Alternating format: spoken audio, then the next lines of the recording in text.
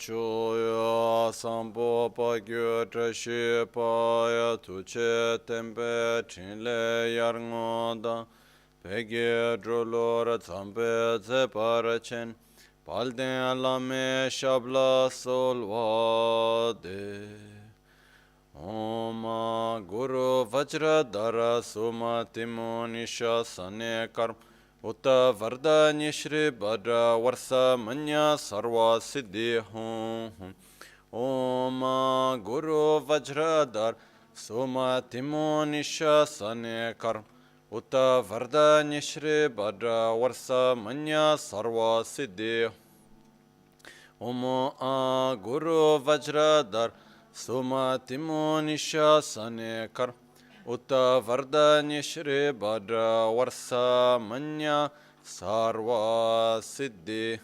Hum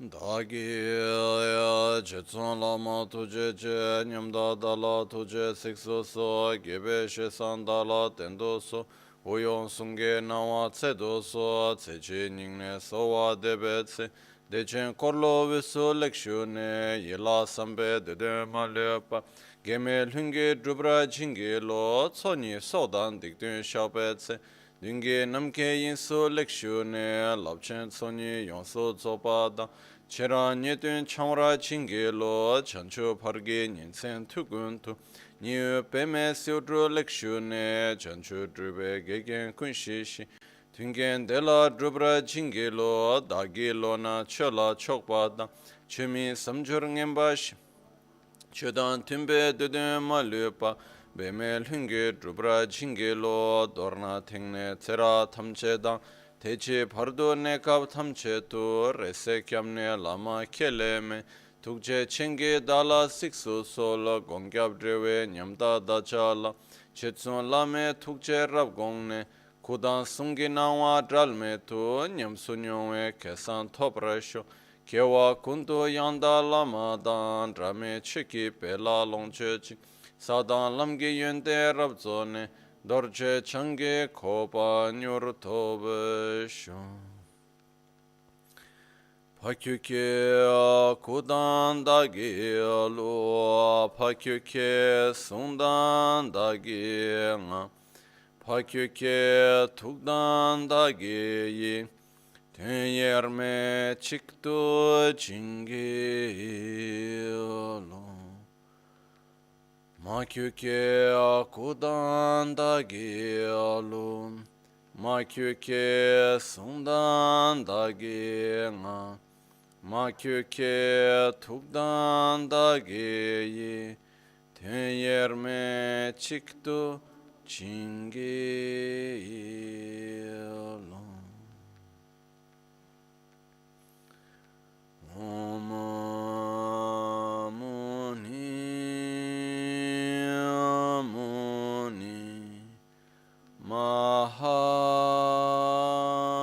Mahamuni Shakyamuni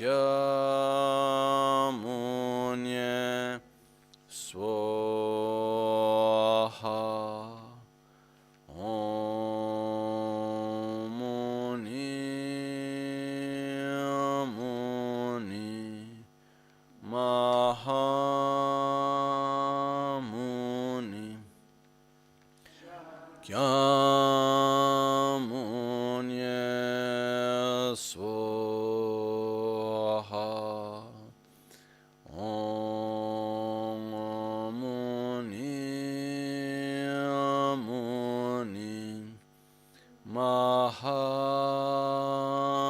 Mahamuni Shakya Munye Swaha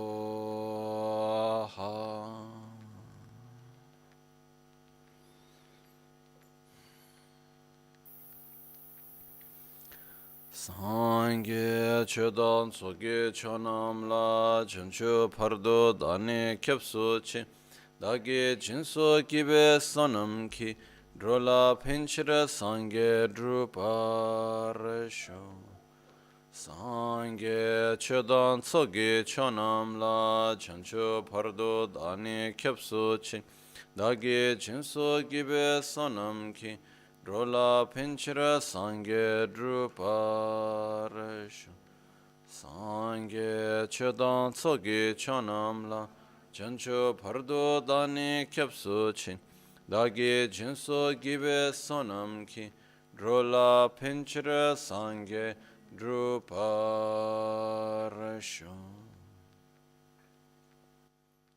Nel Buddha. In Buddha, Dharma, and Sangha, I take refuge until enlightenment.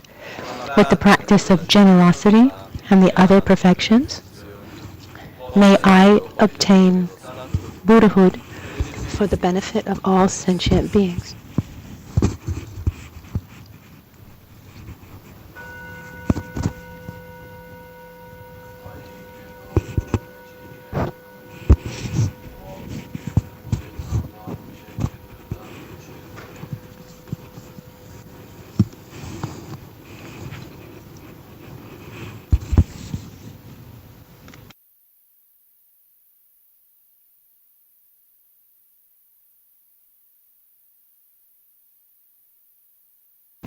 Good morning.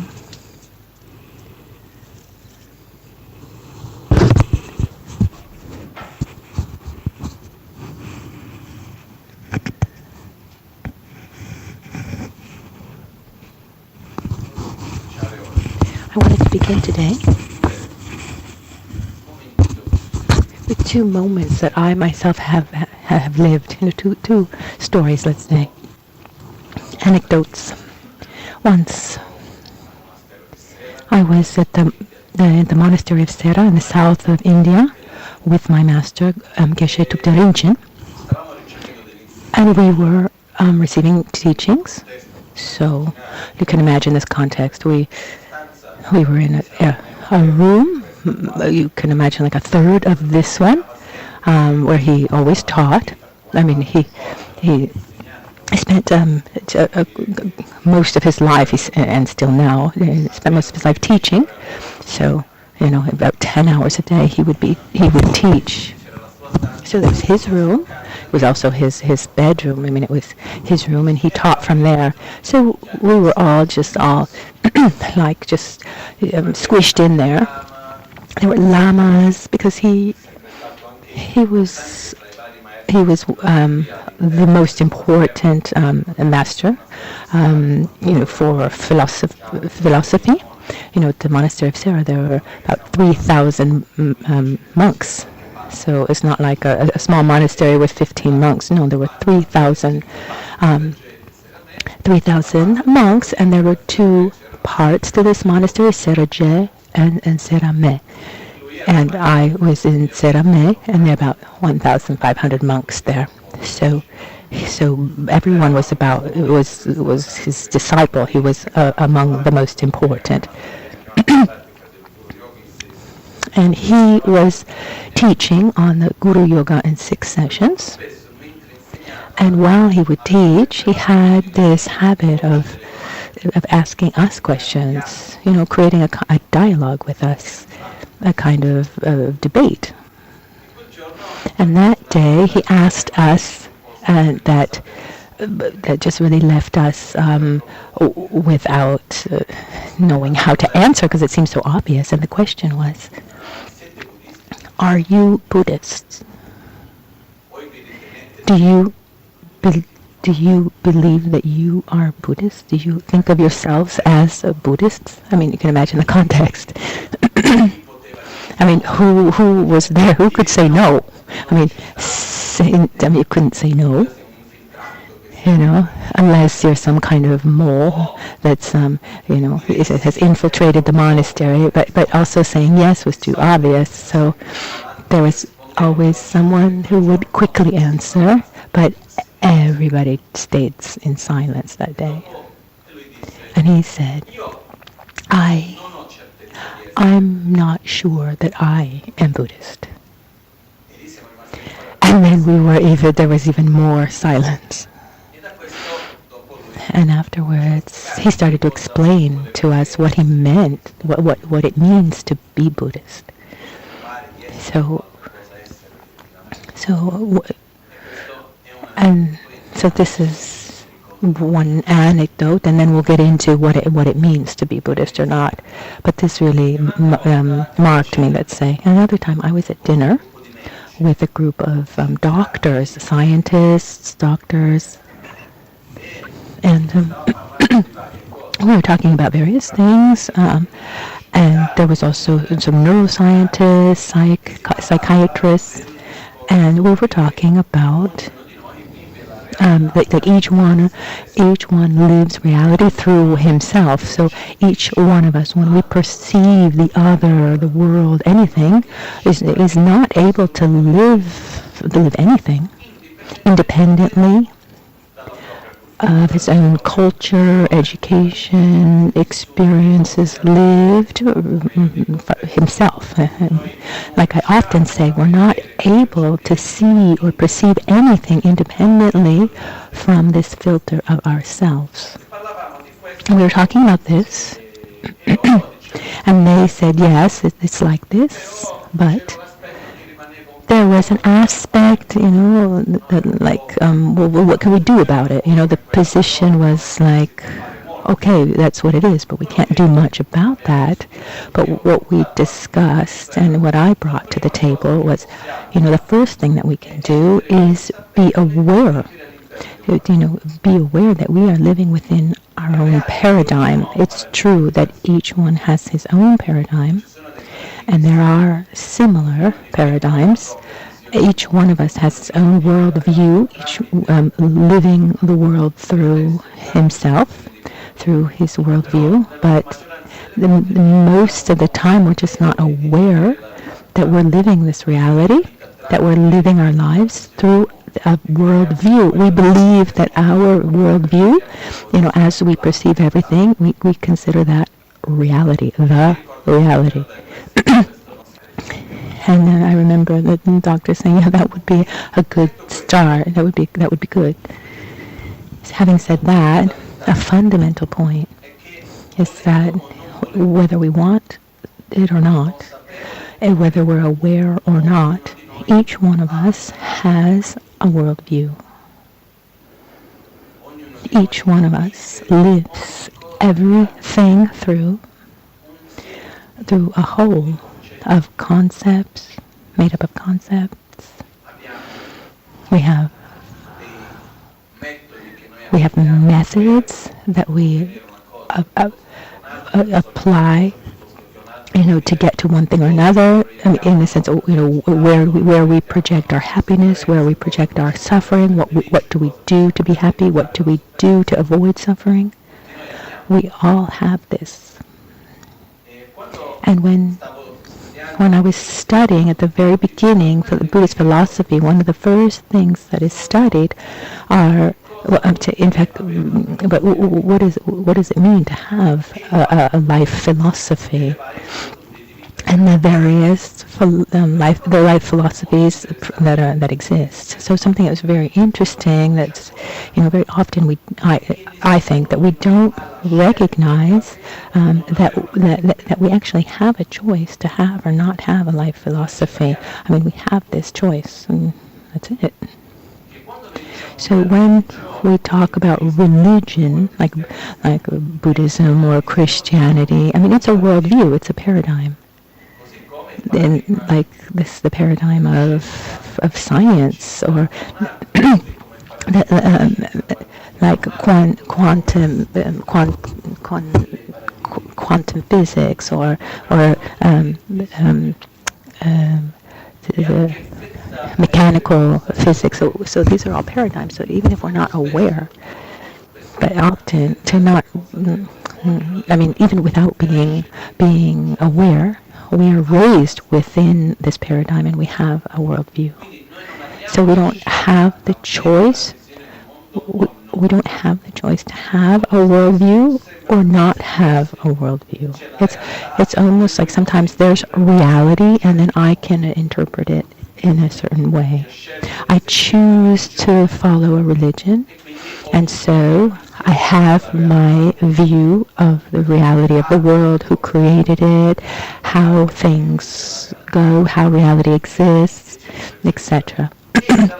And on the other hand, there's this idea that if a person is so, like atheist, for example, or a person who doesn't follow any type of religious or religion or worldview, it's as if that means that as if that person didn't have a worldview, or if it like as if that scientific vision, as if that scientific vision were not a paradigm.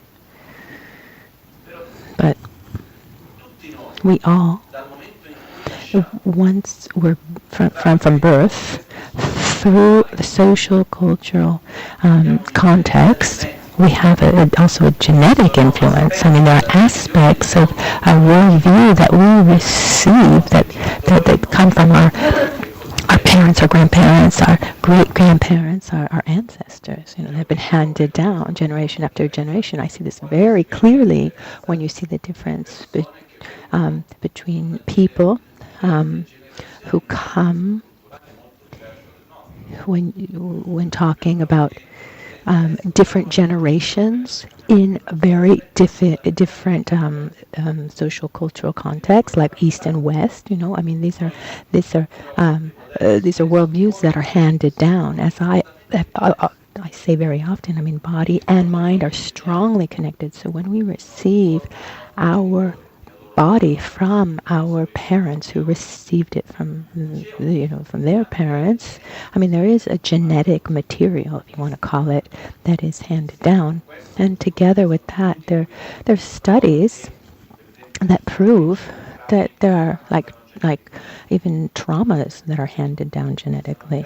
There are different things that are handed down genetically, like animals too. I remember one study, for example, there were these birds that were born in a laboratory, and so they never came into contact with anything other than the laboratory, and then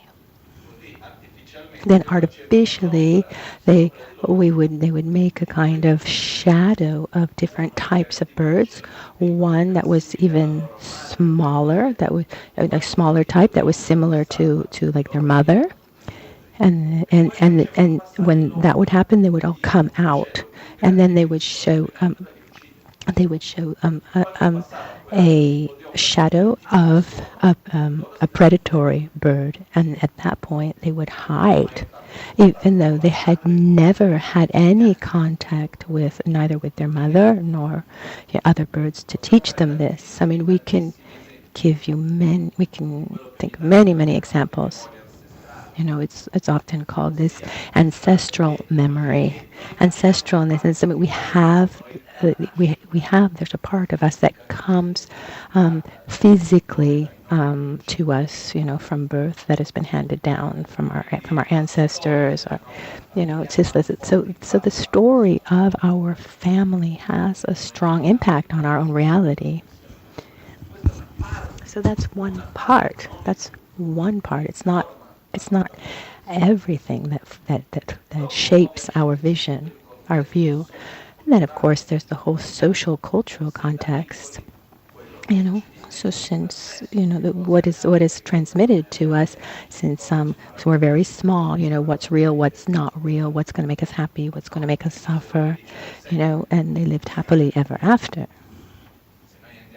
If we go and see, we think that the fairy tales that are the tales told to children, that they're fables, just to pass time, somehow to maybe to entertain a child. Instead, the stories that a child listens to have an enormous importance for what is going to actually shape the view of the child.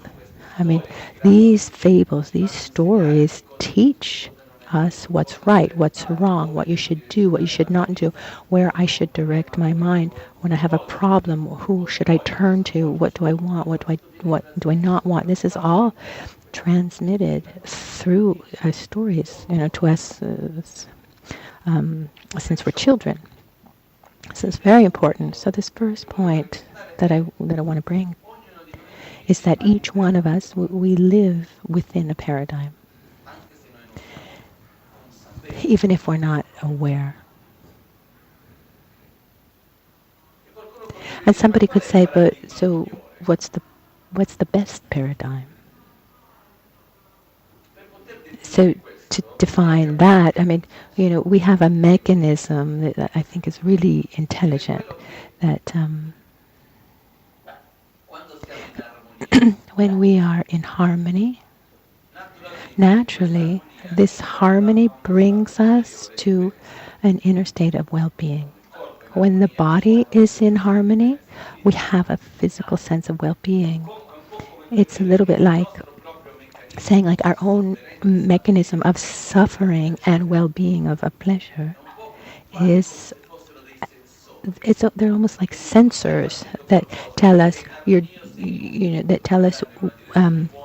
that if we were going in a good or bad direction, that we're like physical pain, for example, is a manifestation of something that's not going well in our body. I mean, if without pain, we would really be in trouble.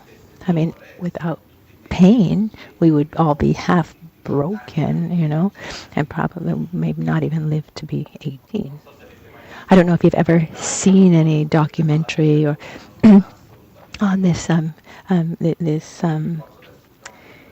this sickness where people don't feel pain. I don't remember the name, but the little that I've seen, I mean, these children who are born with this sickness, they need to be very protected, and it's very difficult for the children, for the parents to explain to the children what limits are, and normally by the time they're 18, they're in wheelchairs and half broken, because if I don't have pain, I can have a broken arm, but if I don't feel anything, or like burning myself to, so pain teaches us so much about our limits and what we can do, what we can't do. It's telling us like this and this isn't good. So we have a physical pain that teaches us that what we're doing takes away the balance and the harmony of our body, so it's not good for our body. And then there's also mental, emotional suffering, this inner suffering, that is an alarm that rings, about our life, our emotions, the way that tells us that the way we're living our life, that there's something that's not going well. So the best way to know if our lifestyle, our life view is good or not, is to see how we're living our life. Are we in peace? Are we in harmony? How are we living our life? How do we feel? I remember Trijang Rinpoche, once he said, if you do a certain meditation practice, if you follow a sadhana, and you see that over time, that through this you're able to have more stability, peace, and harmony, then that's very positive. But if you realize that you're doing this, but nothing is changing inside of you, it's better to do something else. I mean, this is what determines whether what we're doing is good or not. And it's our own inner experience determines this, shows us this. We can't not have a worldview. It's part of us.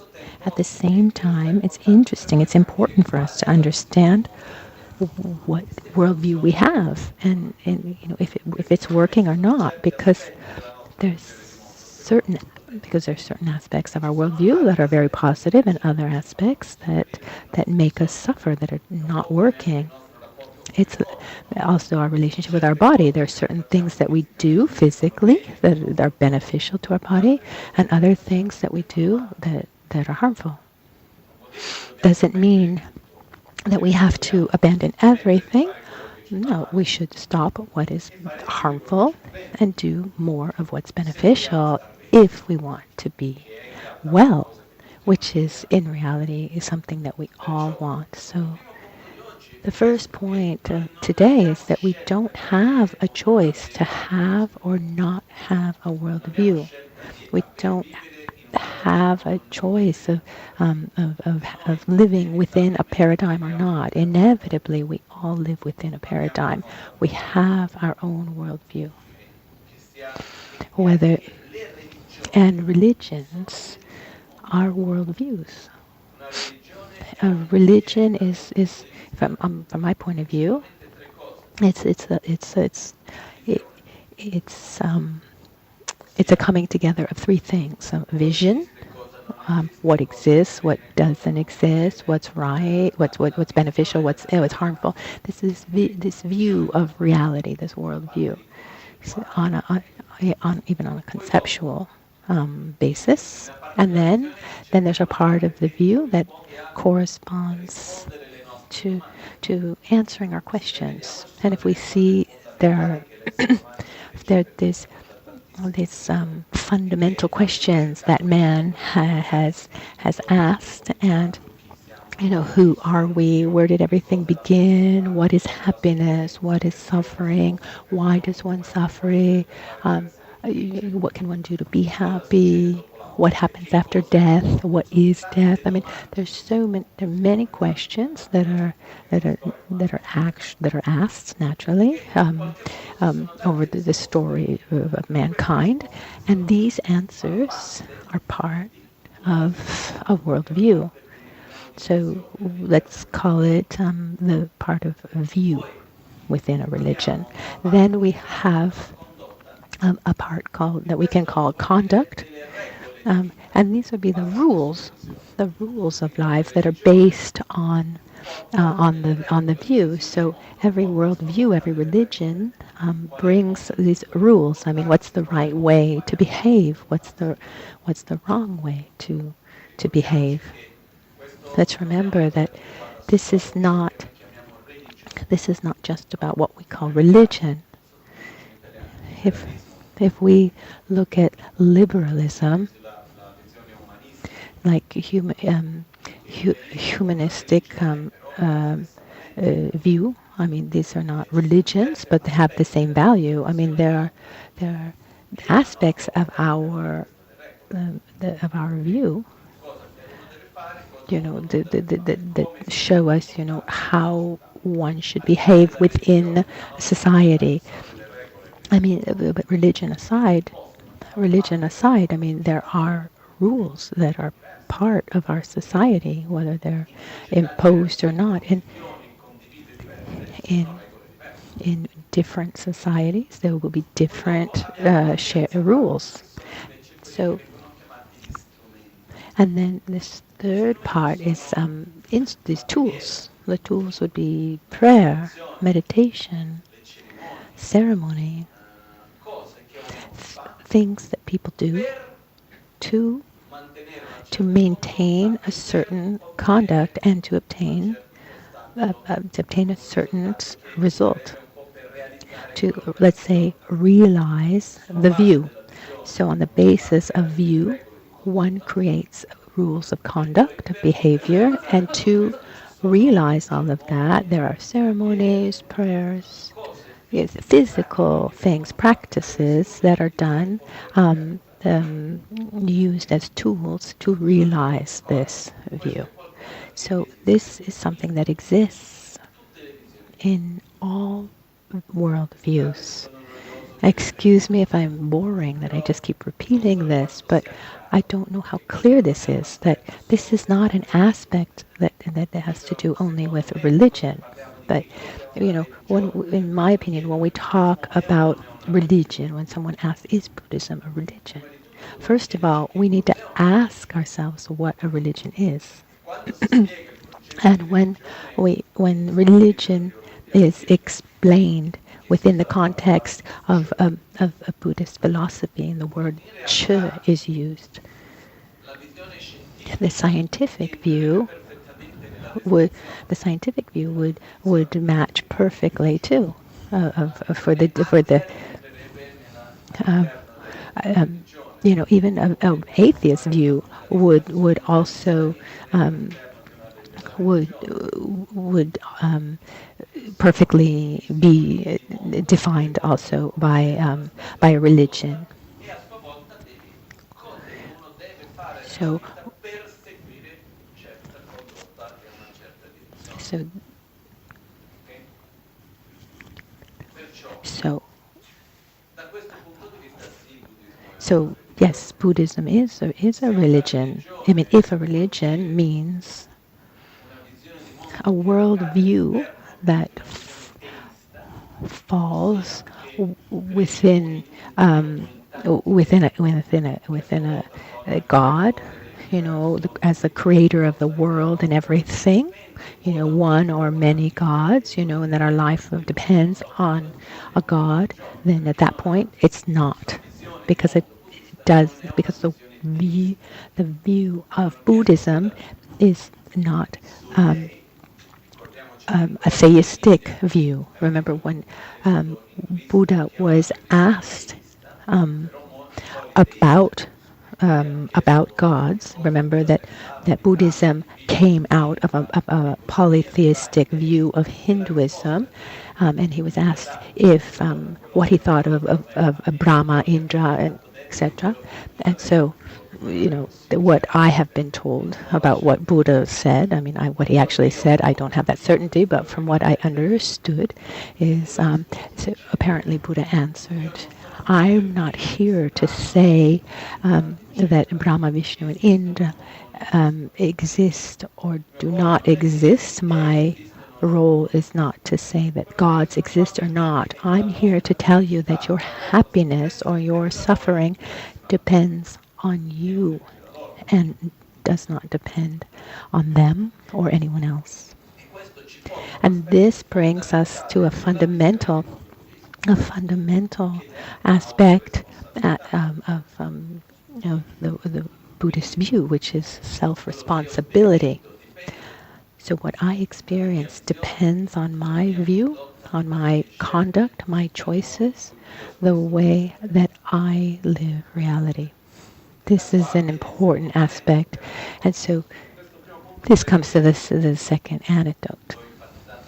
So I think I think this is really clear that I've highlighted this enough, that we each have our own views. Just to conclude, something I want to do. I think there's a lot of a road ahead to study this, to understand how in our context here in Italy in 2021, I mean, what is our worldview at the basis? What are our influences? We're influenced by the monotheistic religions. We're influenced by a humanistic view, by liberalism. We're influenced by capitalism. We're influenced by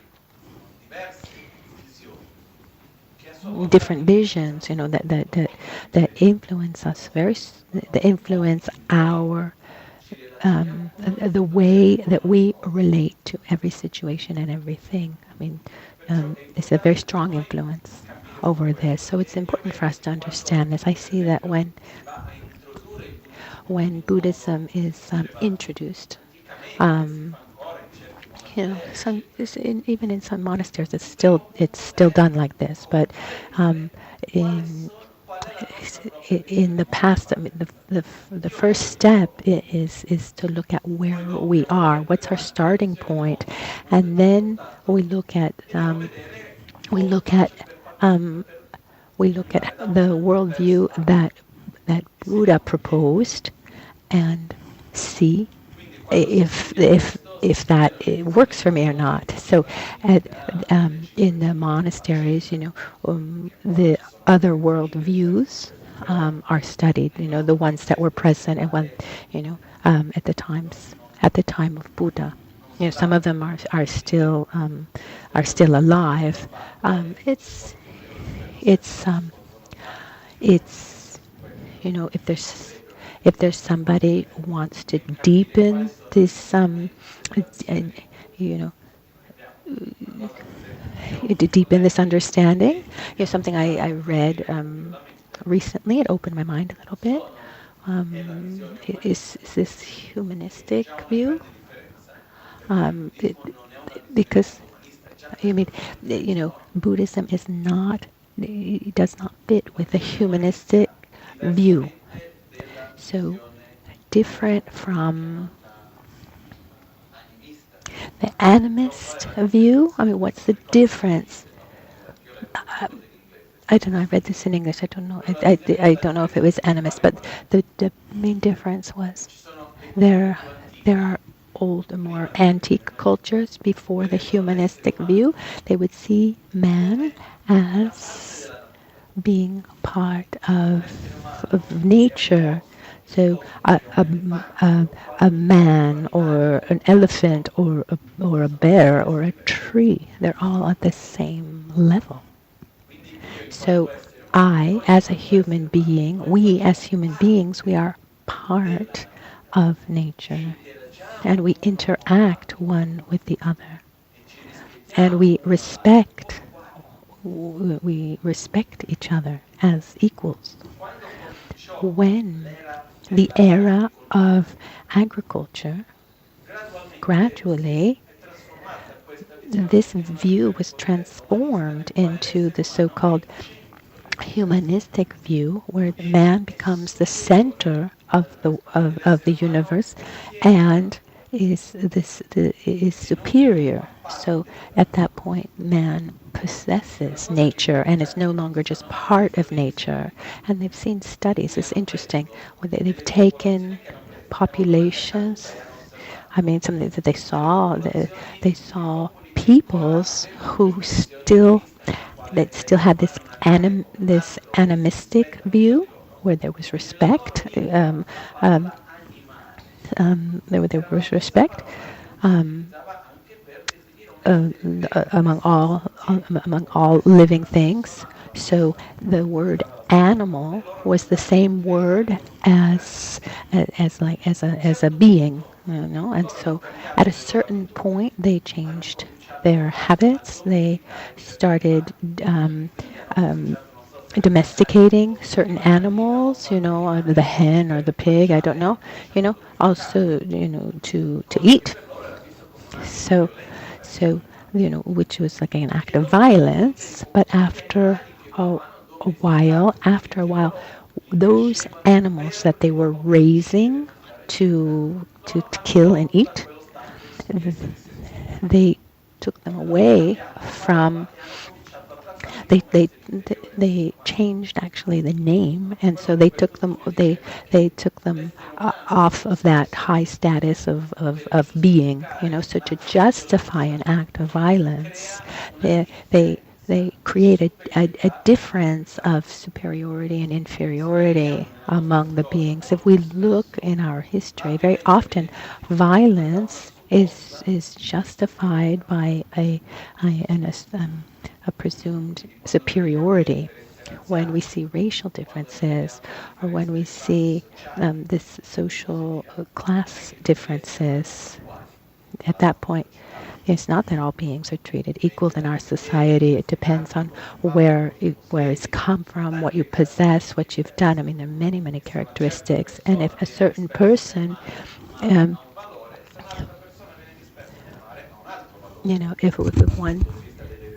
if one person is missing in the middle of the ocean, depending on his status, he would be saved differently. if we look just historically, when there are genocides, etc., these genocides come by generating a sense of superiority over another group that then that justifies a kind of violence and aggression. So this study that I read, so this vision where man is the center of the universe, the planet is born from a way to is born to justify his violence towards other animals and nature, because if it's serving the functions of the human being, then it's justified. I mean, that's what we live. I mean, this is the humanistic view, and it's very strong for us. I mean, it's for something. It has something to have a meaning. It needs to be. I mean, it needs to be serving the human being. And then also the capitalistic. The capitalist view, for something to be valid, needs to be beneficial to the economy and needs to be helpful to man in this way. So, like, what's the difference, for example, between the view, like this, the liberal view and a communist view, for example. And it's not just a question of political parties. I mean, they're both humanistic views where man is the most important part, but one says that the individual comes before anything else, and the other view says no, the group is more important than the individual. And then the individual doesn't necessarily know what's best for the group.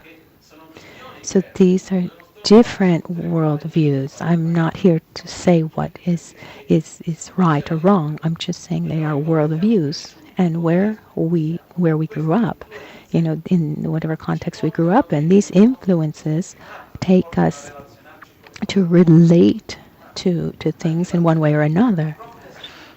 Even our own familial structure comes from a worldview that has been handed down over centuries, and in different cultures, different times.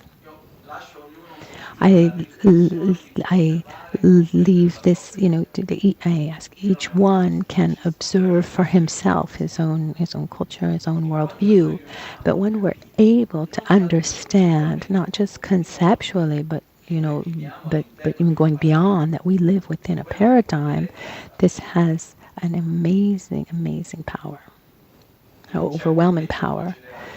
It can also generate some kind of fear, because when I realize that I live within a paradigm, I can be afraid. I can ask myself, well, where's the truth? But what is reality?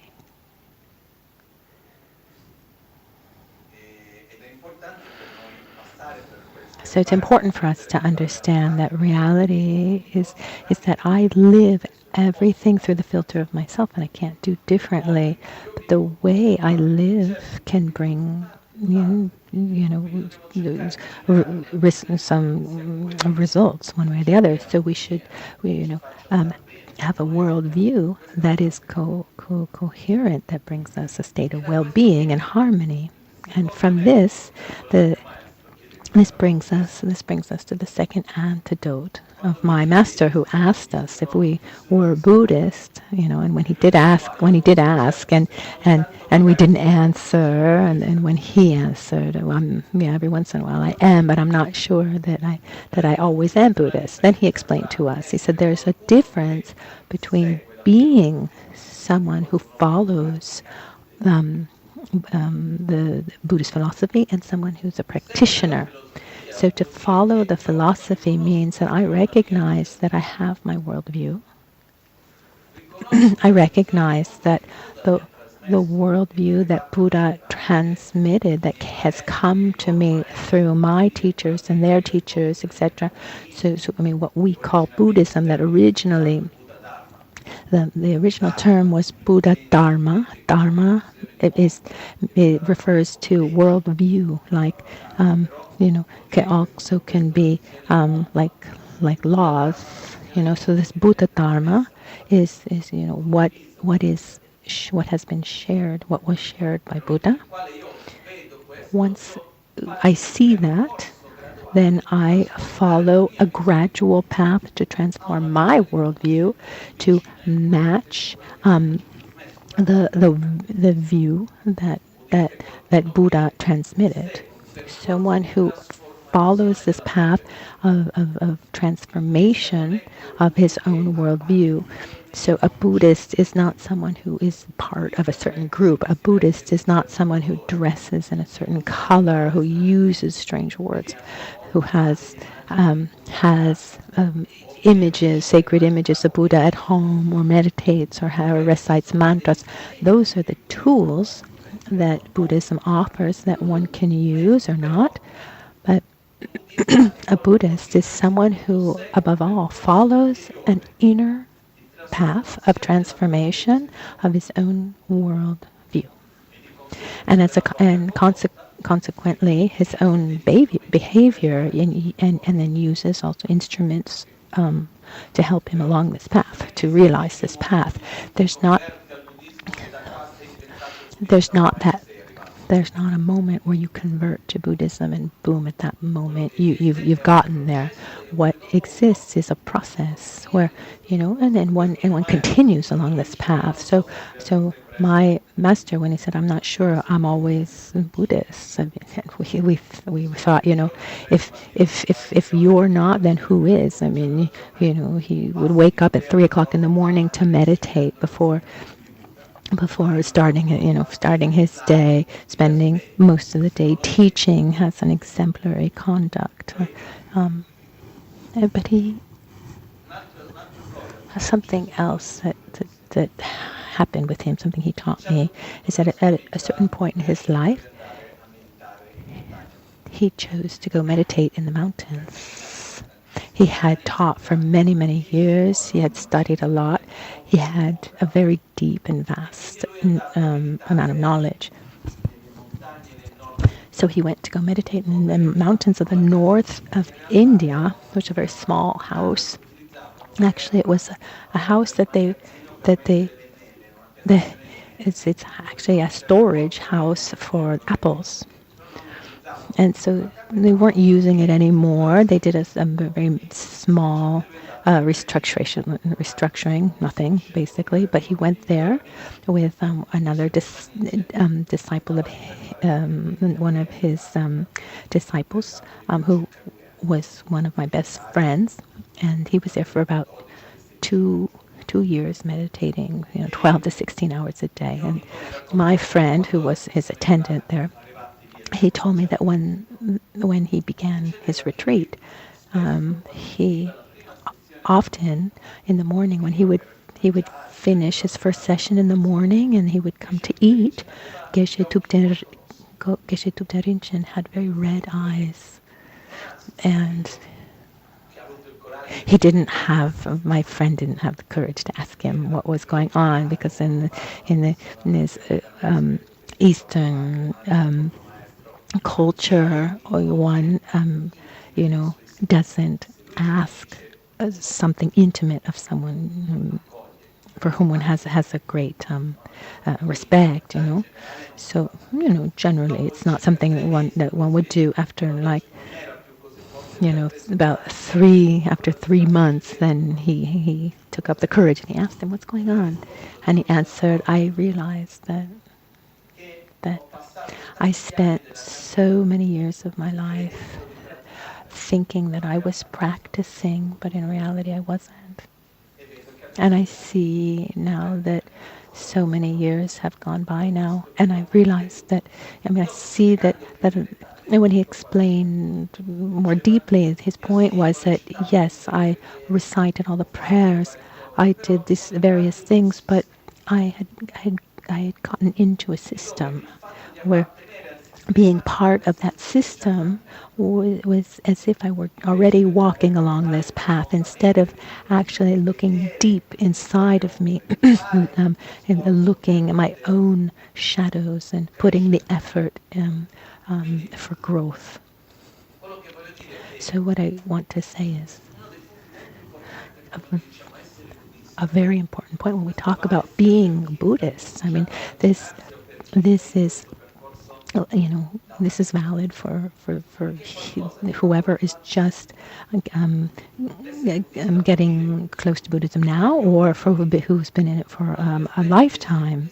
One aspect I think about being Buddhist means being in a path to gradually transform one's worldview, to get closer and closer to the view that was transmitted by Buddha. One example is that, we start from our ordinary worldview and we see that, we think that we have this obsession with our self-gratification, that we need to take care of ourselves.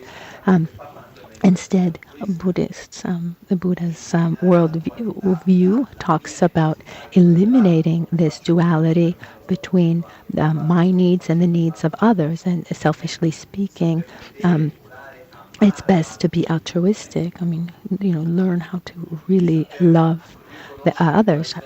Recognize also the real causes of our suffering and abandon them. So it's a gradual process. So being Buddhist doesn't mean being part of a group.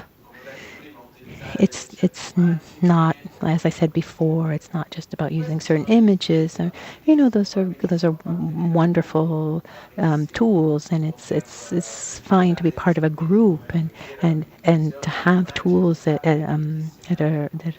are available, like sacred images, etc. But above all, it's an inner process of transformation. When we talk about this inner process of transformation, it's important for us to understand, like from where to where. This is something that's very important. So that's why we often talk about basis, path, and result. Where am I? Where do I want to go? And what do I need to do to get there? And so among that is, what's the worldview that I find myself in? What's the one I want to develop, and what tools do I need to get there? Because having a worldview is something very, very deep, and now we'll go into more details here. What's important is that, the worldview that Buddha brought us doesn't have to do with cultural aspects, but has to do with deeper aspects that are repeated in different cultures and different times. There are aspects that we have that, according to the Buddhist view, that generate suffering. These are aspects that were present 2,500 years ago in India, and they're still present today in Italy. So it's not, how can I say? It's kundak in Tibetan. In our worldview, there are two aspects. There's one that is constructed, kundak, or it's projected, and another aspect was lenkye, which means spontaneous. The constructed worldview are aspects that are directly related to our culture, where we were born, etc. Instead, those spontaneous aspects, lenkye, are independent from our social cultural context. And Buddha worked mostly on these spontaneous aspects. So that's why it's not such an obvious path. It takes time. So when my master said, I don't know if I'm always Buddhist, what I understood is that he was saying, listen, it's not enough just to be part of a Buddhist group and do what Buddhists do. To be Buddhist. To be Buddhist means that you follow an inner path of transformation towards the world view that was transmitted by Lord Buddha. Let's try in a few words to understand this worldview that Buddha transmitted, together with the worldview that we have, because something that's very important is that it's not that religion it's like an alternative other to other aspects of life. No, religion is a worldview. I can't have two worldviews at the same time. By integrating into the one that I already have, gradually I'm transforming it. So the worldview that Buddha brought is not something to add to the worldview that we have. Buddha talks about fundamental aspects, the pillars, the founding pillars of a worldview that we all have. Just showing us a different perspective. So it's important to understand, first of all, what are the pillars that hold up our own worldview. And from there we can say, okay, and then we can see if the view that Buddha transmitted, it makes sense to us or not. See what it is and see if it makes sense. He called these pillars, this vision, the Four Noble Truths. Here we have a problem called translation, which is almost like the translation is instead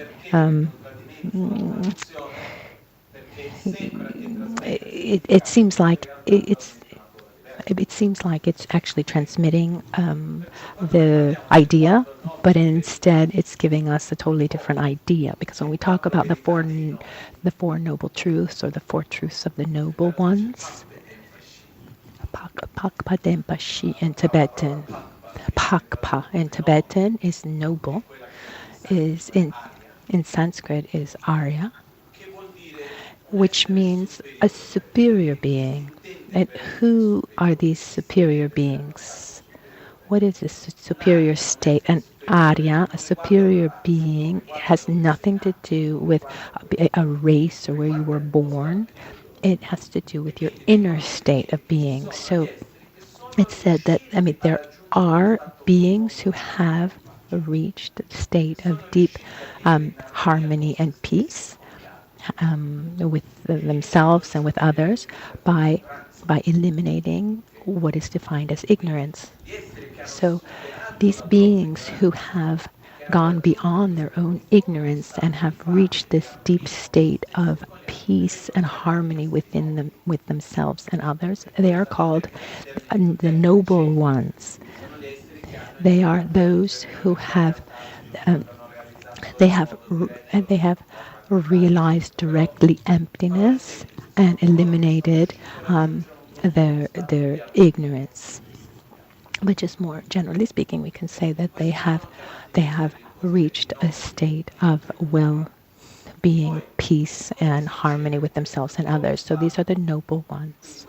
So when we talk about the Four Noble Truths, this word noble makes reference to these beings. And truth is not to be understood as something true or false.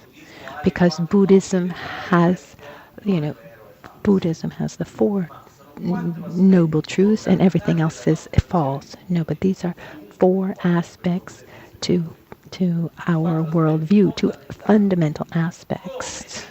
That so so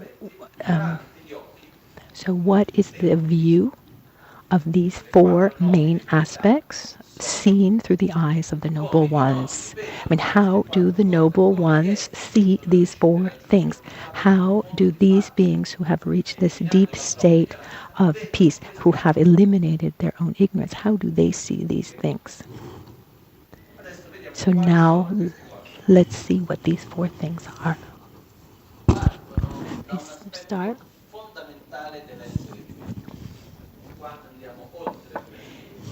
Here it starts. We go beyond a human being. I mean, we're talking about all beings, so all living, this it has to do with all living beings. So they're called sentient beings, not just living beings, not just human beings. So at the basis of our life, there are two types of energies. There's attraction and aversion. Two types of sensation, pleasure and suffering, and as a consequence we have attraction and aversion. So what makes us all the same is that we all, that nobody wants to suffer. We can't divide our society into those who like to suffer and those who don't want to suffer. No, nobody wants to suffer. Everyone wants to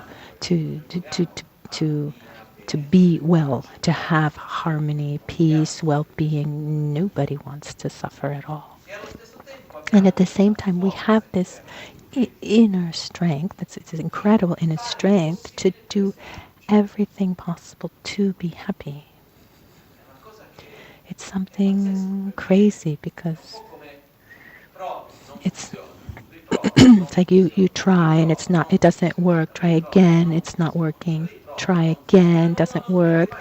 But no one ever stops trying. It's always believes. I mean, it's an incredible strength. I mean, we see this in the craziest of situations, or craziest situations of suffering. But even in a situation like that, that hope of not suffering is still there. I mean, the hope never dies, and it's very deep. It's not conceptual, and so it just deep inside of us there is this strength towards a state of well-being, joy, and peace, this so-called happiness, and a strength to avoid suffering. It's as if there were like a deep voice that tells us, keep trying, because sooner or later you're going to make it. So on the basis of this fundamental aspect of the living being, come out four aspects. The first one is what is harmful. What harmful to us? What is suffering? What is it that we should avoid? How does suffering manifest in our lives? What is it that we're trying to avoid? The second point is, what is happiness? In other words, where do I project my suffering, the causes of my suffering, and where do I project the causes of my happiness? Because happiness and suffering are sensations, they're feelings. This is very important to have this clarity. So, but happiness or suffering, these are inner sensations, and we project these feelings, we project the causes of these feelings onto one thing or another. So these first 2 points is about, where do I project my suffering? What do I think the cause of my suffering is? And where do I project my happiness? Onto what do I project my happiness? The correct order would be, onto what do I project my suffering, and what are the reasons that I think I actually suffer. Because we project our suffering onto something and we connect that thing with something else. So, for example, I have a physical pain. I don't want to have that pain anymore. So why do I have that physical pain? And then each one finds his own answer. So there's, there's where we project our suffering, and then what we think the causes are. And then we think, then there's, we see what, where we project our happiness, and what we think the causes of our happiness are, where we put our energy. And so this is the basis of Buddhism, and not just Buddhism. I think it's the basis of all worldviews in all religions. Or whether they're the basis of all this is what generates suffering, what causes our suffering, what's happiness, what brings us to a state of happiness. Whether this is a religion that's monotheistic, polytheistic, or without God at all. So without trying to find any kind of conceptual answer, do you have these answers? Can you find the answer in this within our lifestyle and in the things that we do? Where do we project our suffering? What should be avoided? Physical suffering? There are three things actually. Physical and mental suffering, but they're seen like living things that we just don't want, experiencing things that we don't want. And then also we have not obtaining what we want and having to separate ourselves from things that we like. So from situations, or having to be separated from people, having to be separated from objects, many things that that things that we think make us happy. We think that we suffer.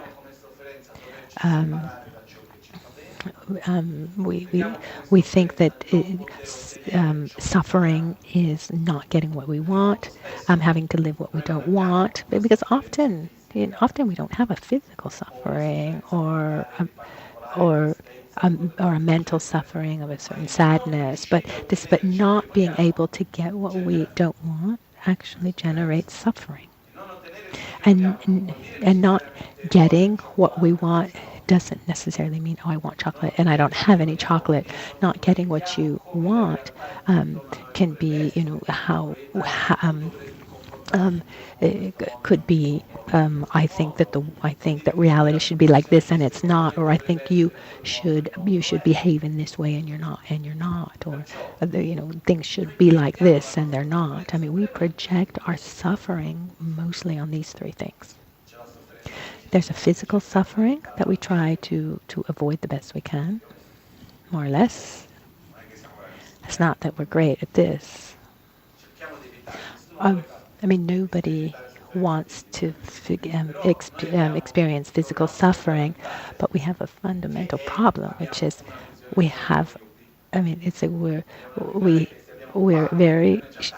short-sighted. If we can see to the tip of our nose, it's already a lot, because it's very difficult for us to connect what we do with what we actually experience, what we feel. And once we're actually experiencing that thing, we're not able to connect it to what we've done in the past.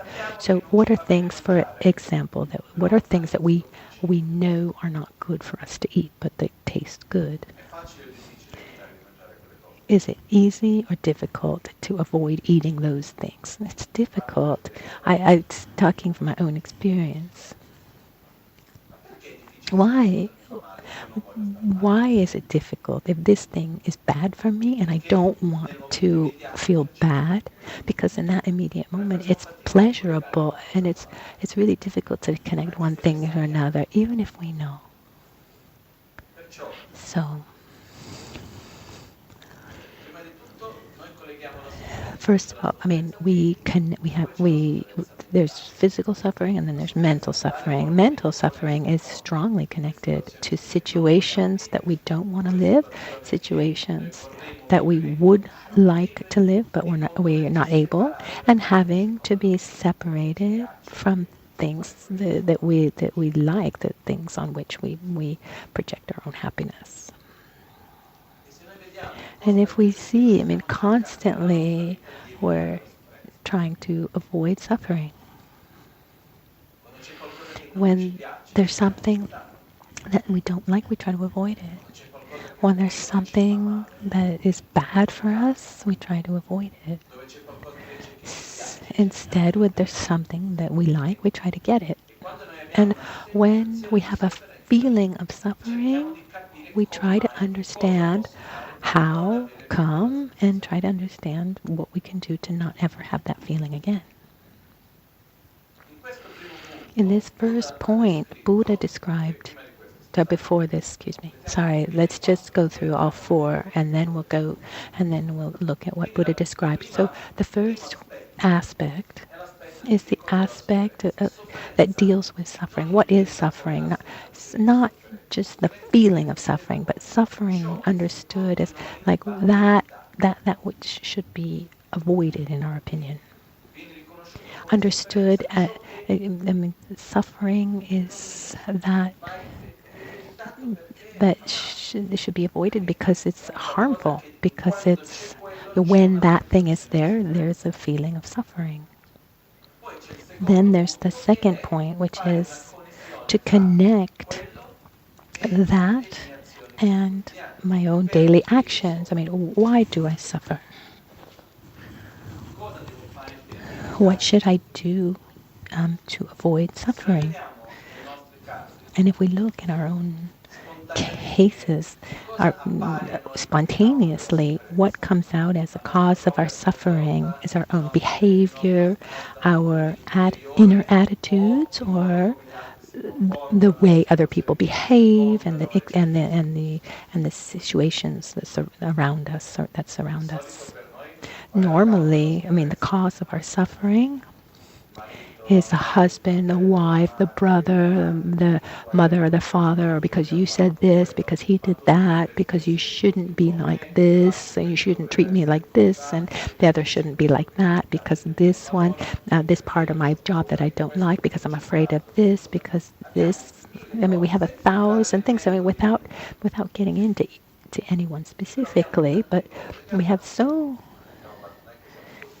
We're not even that creative. It's not that we have that many things. I mean, there are all these things on which, I mean, things on which we project as being the cause of our suffering. If we ask ourselves, what do I think? I mean, if I could eliminate something from my life, what would I eliminate to be well? I mean, I think that we all have a long list of things, which includes also material situations or behavior of others. If I could have this, then I wouldn't suffer anymore. If that person did like this, then I would be fine and I wouldn't suffer anymore. If this situation were like this, etc., etc. So, in our way of living our own suffering, there's a part that there's a kind of victimization where we suffer because of the world around us and what happens around us. Even if we know that it's not like that, but it's how we live, how we experience. The third point is what is happiness? Where do I project my own happiness? What do I think is about what is being well? Normally, do we project our happiness onto an inner state of being or onto external objects and situations. Even if happiness is an inner experience, normally we try to be happy by sitting down in silence, trying to generate an inner state of being, or trying to find that person, or going to that place, or buying what we want, to doing things that we think are going to make us feel better.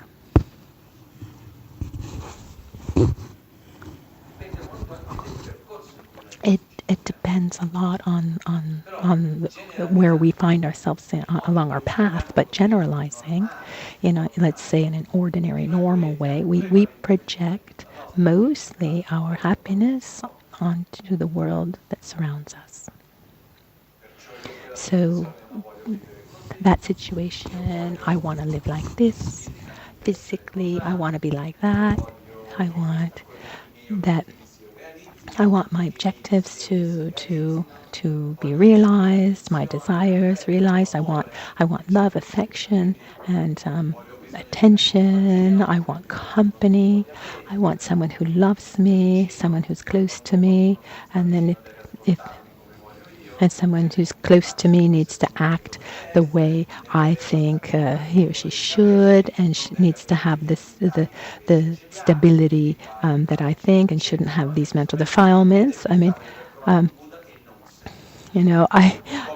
thought that I would find a Buddha at my side, and you're not, and so I'm suffering because you're not the Buddha that I thought you were. Or because there's something in society, or in the context in which we live. Very often, we're just projecting outside ourselves. And this fourth point, just going forward here, is, what should we do to be happy and not suffer? And we do so much in our life, don't we? We try to eat the things that we like. We try to see the people that we like. We try to avoid the situations that we don't like. We try to obtain our own desires. We try to do so many things, even being here today, to try to be happy and to not suffer. You try, so that someone has attraction towards us. So on a physical level, and then we want to be recognized. We try our possible. We try do everything we can to realize these things. We try to obtain material things, have sensory pleasures. This is something very present in modern times. Where pleasure is confused with happiness. And this third point would be this recognition of our own image, to receive a certain praise or recognition that makes us feel good. So we want people to see us in a certain light. We want people to respect us. This is the normal starting point. We're just generalizing. We're all here. So, but it's important not to just generalize. It's important for each one of us to observe ourselves and see, how do we live these 4 points. This is our starting point. And on the other hand, we have the vision that Buddha shared, which now I'm going to share in just a few words. The first point is, what is suffering? And Buddha described 3 types of suffering. There's suffering of suffering. There's suffering of change, and the all-permeating suffering. So suffering of suffering is that which we normally recognize as suffering. It's the suffering of the body and of mind. So could be a headache, pain, hunger, cold, heat, physical suffering, and then mental suffering, sadness, resentment, fear, anxiety, etc. So this suffering is all feelings that when they manifest themselves, we want them to finish as soon as possible, and when they do finish, we don't want them to come back. This is the definition of what is suffering. So if I have a mental suffering, that when it comes out, that when a mental suffering that comes out, we don't want it, and we want it to finish as soon as possible. And when it passes, we don't want it to come back. That we can then define that as suffering. On the opposite, on the other hand, happiness would be feelings that we don't want to end, and when they do end, we want them to come back as soon as possible. Instead, neutral feelings, we don't have a feeling one way or the other as to whether it finishes or continues. So when we talk about suffering, we should ask ourselves these questions. If the most gross level of suffering is mental and physical, which one do I have more of? One master of Lama Michel Rinpoche, in one teaching that I listened to, I never had the opportunity to know him, to meet him. He said that suffering, there are two types. There's mental and suffering. Poor people suffer mostly from physical suffering, and rich people suffer from more from mental suffering. But at the end of the day, they suffer the same, because when you have a strong physical pain, do we bother ourselves with other problems? I mean, if I have a strong physical pain, am I thinking about how my hair is, or my what I posted on Facebook? No. Our priority is to eliminate that physical suffering. Instead, when we don't have physical suffering, very often, mental suffering comes out. So we're upset because someone said this, or someone did that, or because this shouldn't be like that. We're feeling resentment or fear and sadness and anger and anxiety and envy. I mean, all these feelings that we know well. So the simple fact of observing these two things, for physical suffering, where should I work? I should work on my body. I'm hungry, I should eat. I have pain, I should understand why I have that pain and try to face the body, even if it's the mind is also connected. But for mental suffering, if I have sadness or anxiety, or if I had something, I have some mental suffering where I'm not well, I mean, where do we normally look for the solution? Are we looking inside or outside ourselves? I go to the shopping center. Now you can't, but I go buy something, I go drink something, I go watch a movie, I do something to try to forget that inner state that I'm living, that state of suffering. So often the process that we actually do is not to apply an antidote to that suffering. Like, I have anxiety, I'm going to do something proactively to generate harmony and peace. We don't try to resolve what is inside, something that is what's generating that problem. The most natural response is to distract ourselves with something else. But in reality, I mean, for mental suffering, we need to have inner antidotes. Otherwise, it's just going to keep coming back. So here, that second type of suffering comes into play, which is the suffering of change. The suffering of change means that there are those things that are not actually sufferings, but are of the nature of something. So sooner or later, they are going to transform themselves into suffering. As if, how can I say? If I have something that generates a bad smell, and I spray a little bit of perfume on top of it, what happens? For a minute we go, oh, well, that's what a nice smell. But after a while, the perfume the perfume smell goes away, and then that other thing that stinks comes out again. If I have a pain and I take a painkiller, once the painkiller wears off, the pain is going to be felt again. So instead, that pain is showing us that there's something that is not balanced, something that's not not balanced. When we have pleasurable situations like a sensory pleasure. The example I always give is I'm really thirsty, so I drink water. It naturally generates a sensation, a feeling of well-being and pleasure. And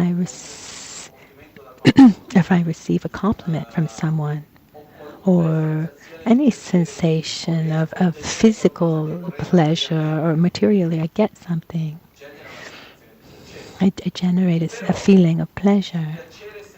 But the sensory pleasure and the recognition of my image, or some kind of object that we get, can that sustain that level of happiness? Just temporarily, yes, but it can't sustain it. So the classic example is I'm thirsty, I drink water. Oh, wonderful! But if I keep drinking the water, 1 glass, 2 glasses, 1 liter, 2 liters, not only does that pleasure diminish, but at a certain point it becomes suffering. And all pleasures of the body are like this.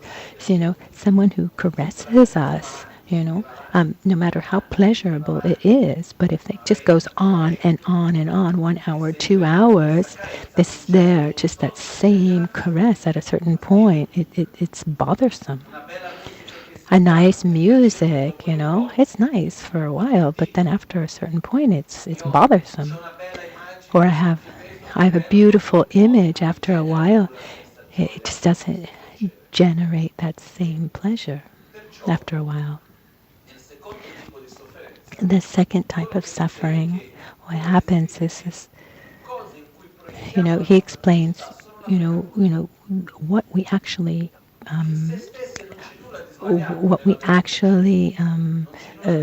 deem as pleasurable is actually a big trap. I mean, there's nothing wrong with these things, but they cannot sustain our states of happiness, because it's like spraying perfume on shit.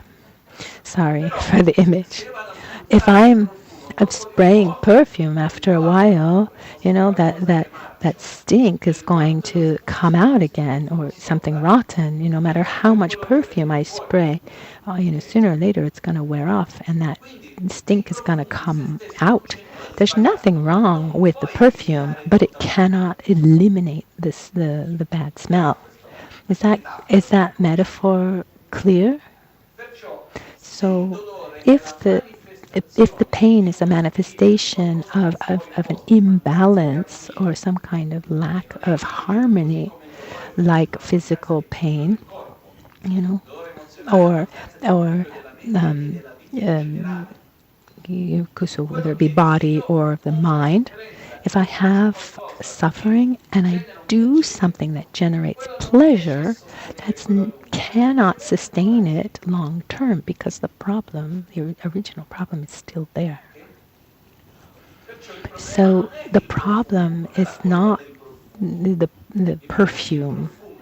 The problem is that spraying the perfume momentarily manifests its good smell, but what is rotten underneath is then going to show up again. It's going to come out again. So so the first point is to is to recognize that there's something smelling bad in this, and then the second point, we should recognize that by spraying the perfume, by spraying the perfume, it's not going to be enough. And the third point is that as long as that thing is rotting, it's going to smell. So you can try to make it look better. You can spray as much perfume as you want, but as long as it's rotten, it's going to smell bad. Is this image clear? So this third level of suffering is called all-permeating suffering. Means as long as our body and mind that go always together, as long as they're polluted by ignorance, selfishness, hate, anger, resentment, envy, jealousy, dissatisfaction, these so-called mental defilements that are mostly ignorance and selfishness that manifest as attachment and unlimited desire, or anger and aversion,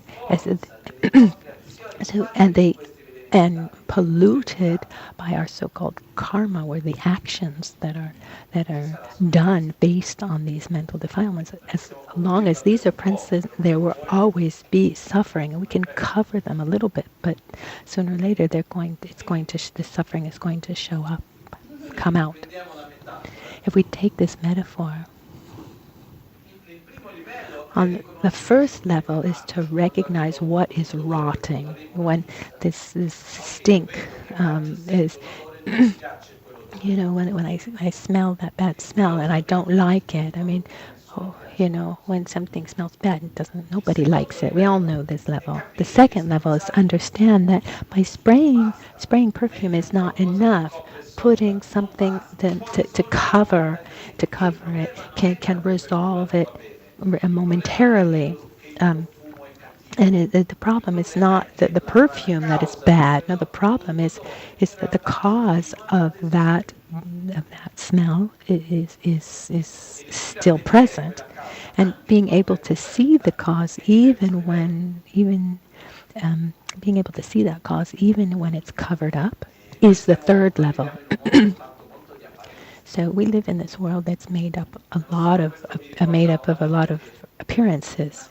I remember once at Christmas, years and years ago, a friend gave me some fruit in this beautiful fruit basket, and there was this apple that was beautiful, red, shiny, and I left it there for a couple of days. And I saw that after days and days, it just stayed beautiful.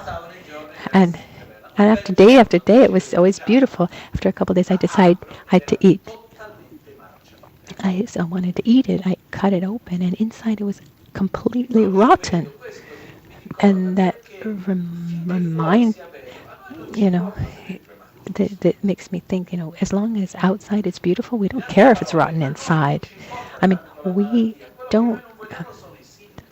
don't care so much about the disease, the sickness. What we don't want are the symptoms. And if we can block the symptoms, that's fine. Just look, for example, even in a relationship between two people, friends, or in a couple, or parents and their children, when there's a deep conflict, or whether superficial or deep, what does one try to do? Do you try to resolve the conflict or eliminate the symptom? Often just eliminate the symptom. Spraying some perfume. It can be pleasures. You try to do things that to to make people happy, so you don't feel that conflict. But sooner or later, it's going to come out. So, but it's not easy to face it. It's easier, excuse the metaphor, but if I have poop everywhere, I mean, it's a lot easier to cover it, with a cloth and spray perfume and spray perfume on top of it instead of taking it with my hands. But the problem is that after a while the perfume is not going to help. So Buddha in this first noble truth. So it's not enough. It's not enough just to see if things appear to be harmonious. No, you need to go deep, because within, deep, if there are if there are things misplaced in conflict or unbalanced, sooner or later they're going to manifest. It's going to be a cause of suffering. As our objective, starting from the first noble truth, I don't want to smell the bad smell. Okay, it's fine. Every once in a while, a little spray of perfume, but I need to go deep to resolve the problem. When we talk about the suffering of change, a mistake that's often made is that it's erroneous to think that because the spray of perfume doesn't resolve our problem, that it's something negative. Instead, no. Maybe it's even better, to give a good spray of perfume and then get closer, because I do need to get close and I need to clean it up. So this all-permeating suffering means as long as we have our inner conflicts, there will be suffering. As long as there's body and mind that are polluted by mental defilements and karma, there will be suffering. I mean, karma are the actions that I've done in the past. I mean, it's like it's like, for example, if I realize that a certain behavior of mine is bad for my body, if I stop doing that thing, I still need to live the consequences of having done that in the past. If I quit smoking today, doesn't mean that I won't live the consequences of having smoked for 30 years. Same thing with my mental defilements. So the first point is we need to recognize that our suffering is not just external situations, but it's mostly the inner conflicts, things that are out of sync, out of balance, a lack of coherence, between ourselves and the outside world, that brings us these mental defilements and our suffering. So here, naturally, we get to the second noble truth, which answers why we suffer.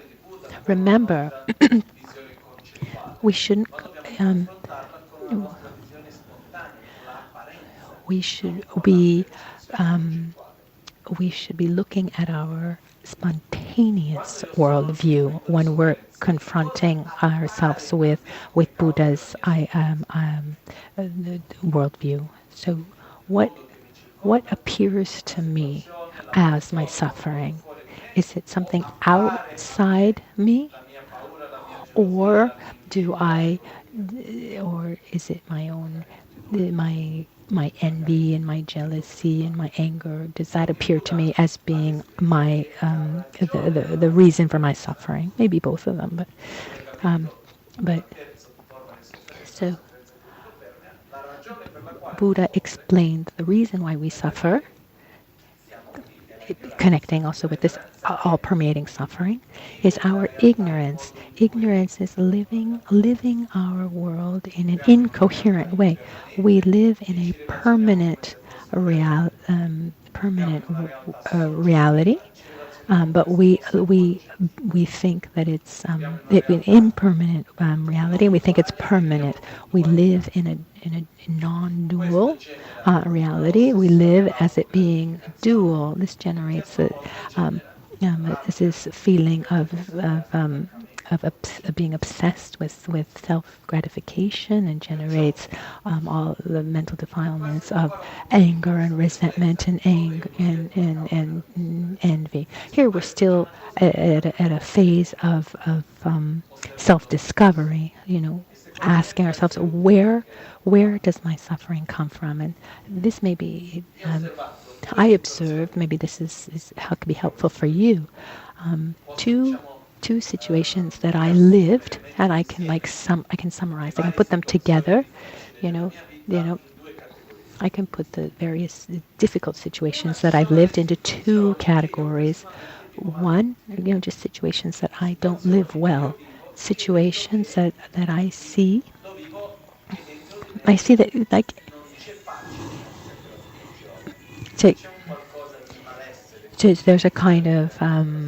there's a kind of lack of well-being. There'd be difficult situations, and then there are difficult situations that I live, but that I'm sorry about them, but inside they don't take away my peace. They don't take away my inner balance. And by observing this, and I realize that when I'm faced with an external situation where that touches something inside me, like some kind of inner conflicts that are not resolved, I live it with suffering. When instead I'm in front of a situation, no matter how difficult it can be, but doesn't touch any kind of conflict, inner conflict, I live it peacefully. I don't know if that's clear. What does this mean? On a very practical level, this means that we don't suffer because of a situation, but because what it touches inside of us. Luckily, there are many situations that just don't touch me, which doesn't mean that they're easy or pleasurable situations. But I realize that when there's a situation, no matter how difficult it is or uncomfortable, or when it's not touching something unresolved or inside me, then I face it. I look for a solution, and I'm at peace. I don't suffer. When instead there's a situation, no matter how small it is, small or big, if it touches on some kind of unresolved conflict, something inside that something is an inner conflict, we can call. At that point, that situation is really lived with suffering. So it's very important to be able to see this, because our tendency is to blame situations, external situations.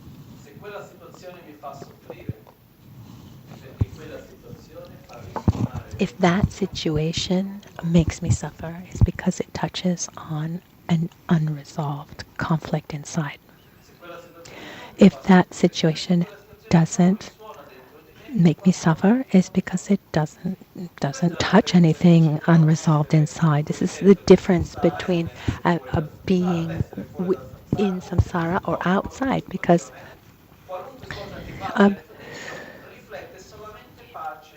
and a being that has freed himself from samsara, no matter what situation he or she faces, it reflects that state of non-ignorance and peace, and is able to live incredibly difficult situations without suffering.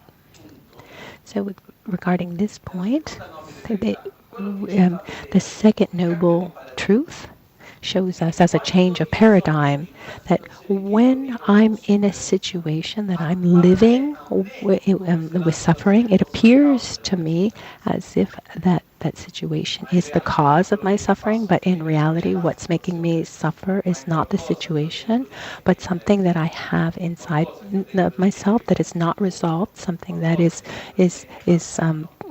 unhealthy, something that is conflictual. And that situation wakes it up and makes it manifest into suffering. So very quickly, that beautiful poem, it appears and yet it is empty and yet is still true. It is true and yet is false. It is false and yet it appears.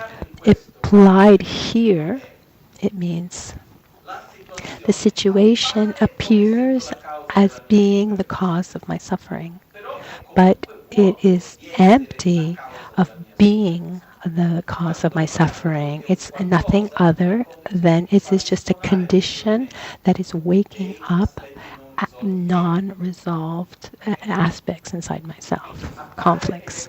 So it appears and yet is still empty. It does not exist as it appears, but it is empty and yet it is still true. Even if it is not the cause of my suffering, it appears as if it is. And in this moment, I don't have the strength and the clarity and the ability to live it differently.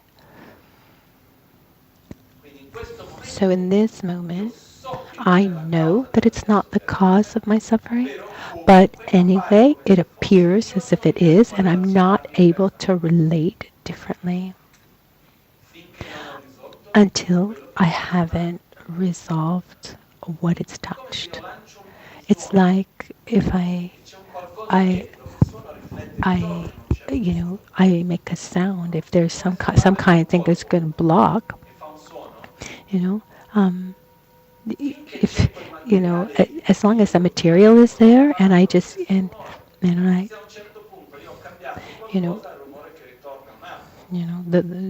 it's like and then if I change something, the sound that comes back is going to be different. I need to know that the sound that comes, the sound.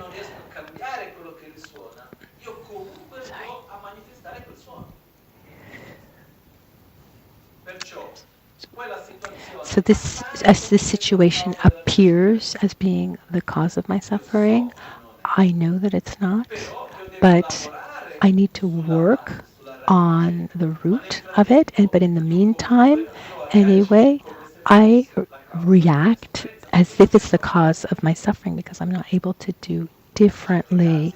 So in certain cases, as I'm working to eliminate that conflict at the root, then at that point I can move away from that situation because I'm not able to do differently. Using the metaphor from before, it stinks.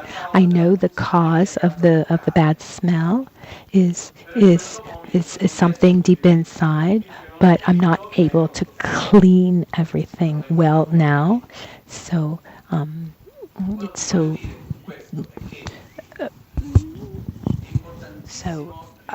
I can move away, try to clean a little bit. But what's important is that when we suffer in front of a situation, the reason for our suffering is not the situation. And it's just as important to understand that in this moment we have our own limits, our own abilities. And within those limits, we're not able to live that experience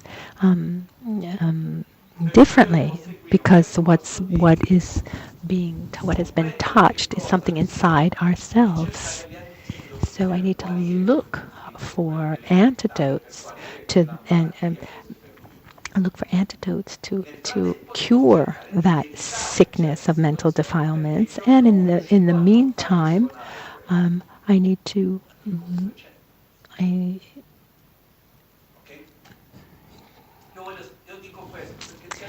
So I say this because sometimes I have this feeling that when we talk about, like, taking the reason for suffering are our mental defilements, and someone feels like that they feel guilty for suffering, like I shouldn't suffer, I shouldn't suffer.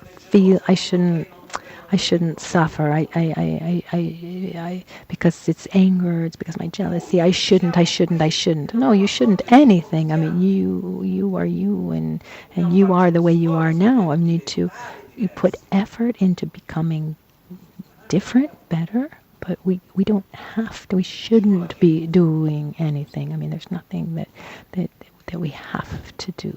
You know, we should welcome ourselves as we are, but working to better ourselves. I mean, we have our conditionings on so many levels. It's really important that, you know, when something is touched, and when we're touched, you know, is something that is coming from inside. Like, for example, the sound that I'm making here with the singing bell. That the sound comes from the vibration around the bell, because if I touch the bell and I play the bell, it makes a different sound, and if I change the material, the sound is going to change too. So a certain situation that comes, that sound that it makes, depends on what is inside. The same situation of a person who is at peace with himself, it manifests in one way. Someone who is not at peace with himself, it manifests in a different way. So in this moment, I'm not able to play differently, let's say. So I need to, I'm along the path to transform myself to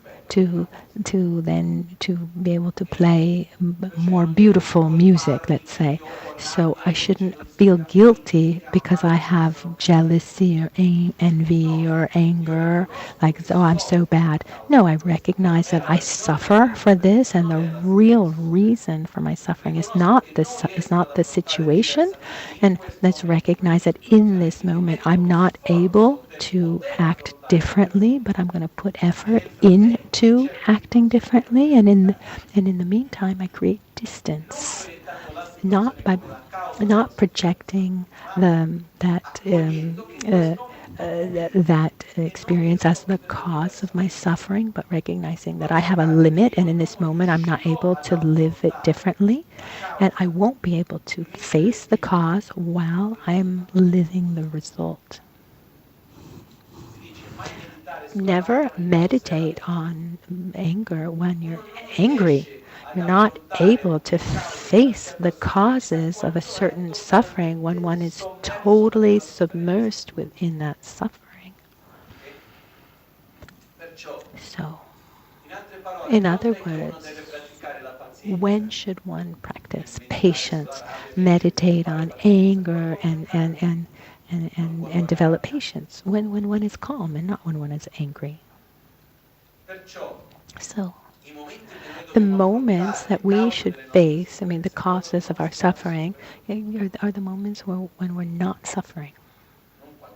Not when we're in these strong moments of suffering.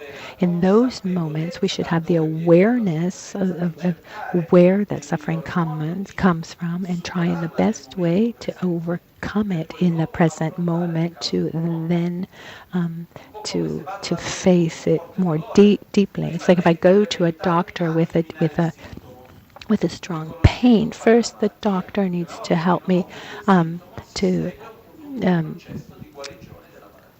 he needs to take away my symptoms, and then we can follow a long process to be cured. You know, I'm suffering because I'm sick. Incoherence with reality, ignorance, selfishness, and jealousy, anger. I mean, that generate tremendous amount of inner conflicts that result in the suffering in the present. So the third noble truth is, what is happiness? And happiness is not something that happens outside. Happiness is when it doesn't matter. So, regardless of what's happening outside, inside, there is always peace. This is happiness. Happiness is an inner state of harmony, of balance, of well-being, that no matter where you go or with whom you find yourself, one doesn't lose that state of being. And if we think in our small world, there are situations that we can see clearly, situations that are difficult for us, but they don't they don't touch or any conflict, or they don't generate any suffering, and vice versa. But there can be situations that touch something really beautiful inside, something beautiful like compassion, for example. Situations that spark compassion inside of us. So our objective is not to create a perfect world. The objective is not to transform the conditions that are around us. But the objective, the main goal is to obtain an inner state of peace, harmony, where one is well with himself and well with others, regardless of where and with whom one finds himself. So, but it could say, wow, that's hard, and I totally agree. That's why there's a path, and and and creating favorable conditions is also part of this path. We recognize that the conditions are not the goal, but we recognize as well that we are strongly conditioned by conditions. So we try to create the most favorable conditions possible to try to then be independent of the conditions themselves. I don't know if that's clear. So it's like saying, I know that my symptom is not the sickness, but to be able to follow the cure, I first need to pacify the symptom. And to get rid of the symptom, then I have to do things that may not have to do with healing itself. Instead, there's sometimes we need to diminish the symptoms without making the sickness worse, because there are some medicines that take away the symptoms but actually make the disease worse. you know so we need to really find the right balance within our lives, being aware that when we're suffering, it's something that has been touched inside of ourselves. So we should be careful not to try to diminish our symptoms by then using things that make our sickness worse. So Buddha says it's very important to, this fourth noble truth is the truth of the cessation. Buddha says it is possible to reach a state of peace, and it's possible today, here, now. It doesn't, not just being reborn somewhere else. It's possible to be well in this context in which we find ourselves, in this state of being, this state of Buddhahood, or in the state of liberation, the state of liberation. I mean, we can complicate it a lot if we want, but just to simplify, we can say, may I eliminate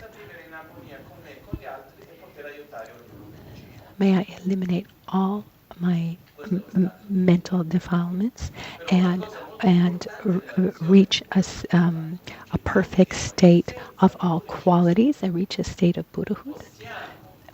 And it is something that is possible for everyone. But of course there's a path to follow. It's not something that just comes by itself. It's not immediate. It's something that takes time. It's gradual. So here comes the fourth noble truth, which is the path. What do I do to be happy and to not suffer? All of this depends on where I project my happiness and my suffering, and how I'm able to connect the suffering with the causes of suffering and happiness with the causes of happiness. Now, the path, normally we see the path. I mean, what's the path that where we project our happiness? Company, love, say being desired, having receiving affection, wealth, image. Or am I wrong? More or less it's this, isn't it? The path instead that Buddha brought has to do mostly with 3 points. Loving oneself, loving others, and having a correct view of reality. These are the 3 points. But if one can ask himself, as a Buddhist, what should I do? You should develop more love towards yourself, love towards others, and a correct view of reality. How do I do that? Well, now we'll get into it. I mean, this starting point, this path to reach this state of peace and balance, this so-called nirvana, is obtained by loving oneself, loving others, and having a correct view of reality. This is the point. The whole path that Buddha transmitted, all his teachings can be summarized in these 3 points. Loving oneself is understood to be recognizing what is beneficial, recognizing what is harmful, recognizing what is the state of happiness and suffering, and consequently what is good and bad for me, and have a deep commitment to cultivate what is good for me and abandon what is harmful to me. A good part of Buddha's teachings have to do with this. An aspect that's very important to understand is that none of us will be able to deeply love someone else if first you don't love yourself. The way I can love you is a reflection of how I love myself. Even because loving is having attraction towards happiness. I love you. I am attracted to your happiness.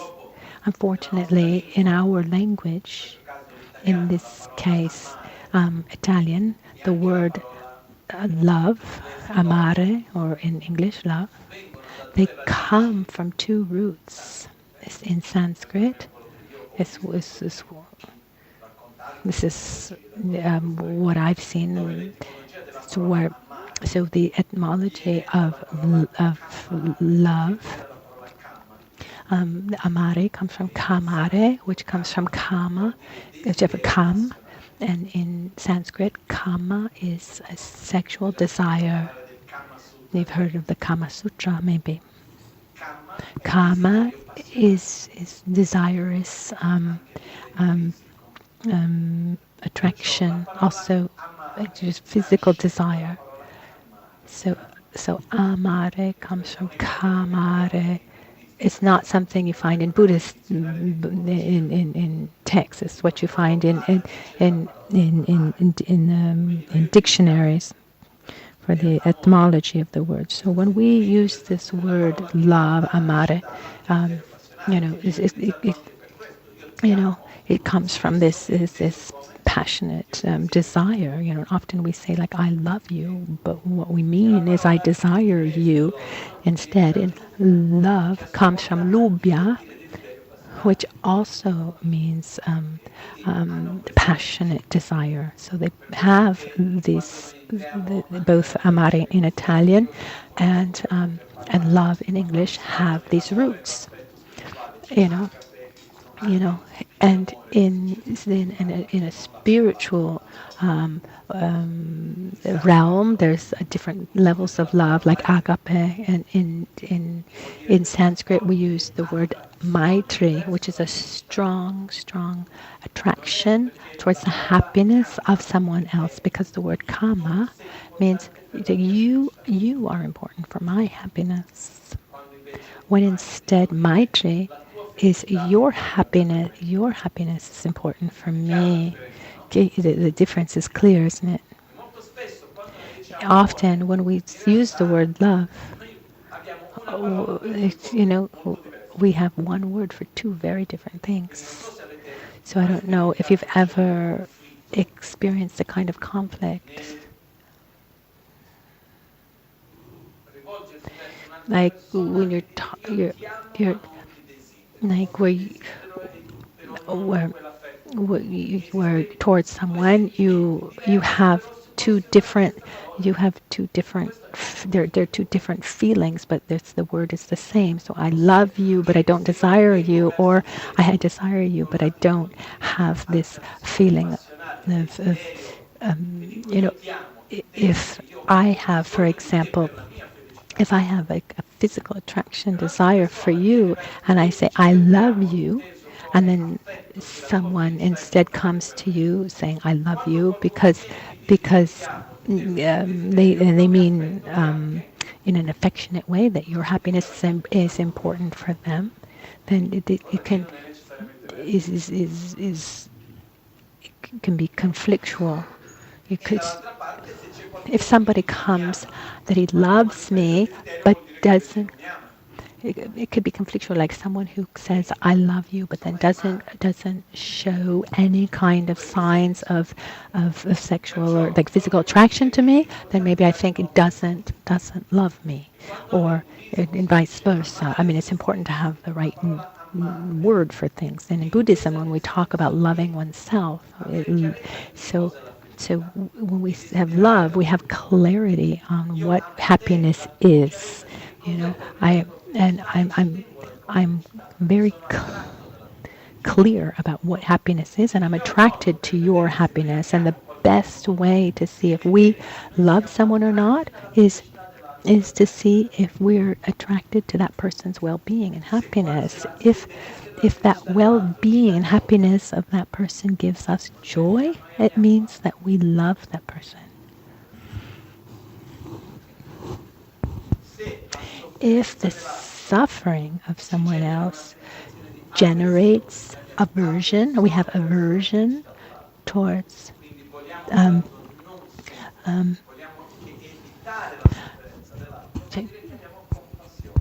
if we want that person to avoid suffering, then we have compassion for that person. So when we talk about loving ourselves, it's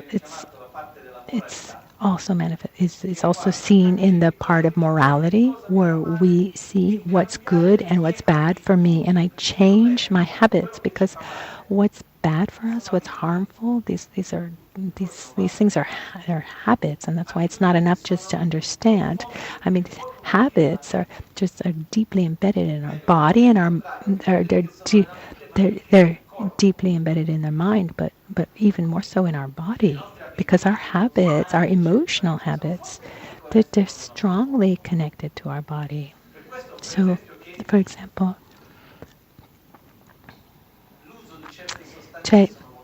that's also why the use of of certain substances is very dangerous, like sugar. One's not doesn't have the ability of like mental control over it because the body is asking for it, because there's a physical it's something physical, but it creates a mental addiction. So that if sugar is like that, imagine other substances that have a stronger effect. So we need to be very careful about this.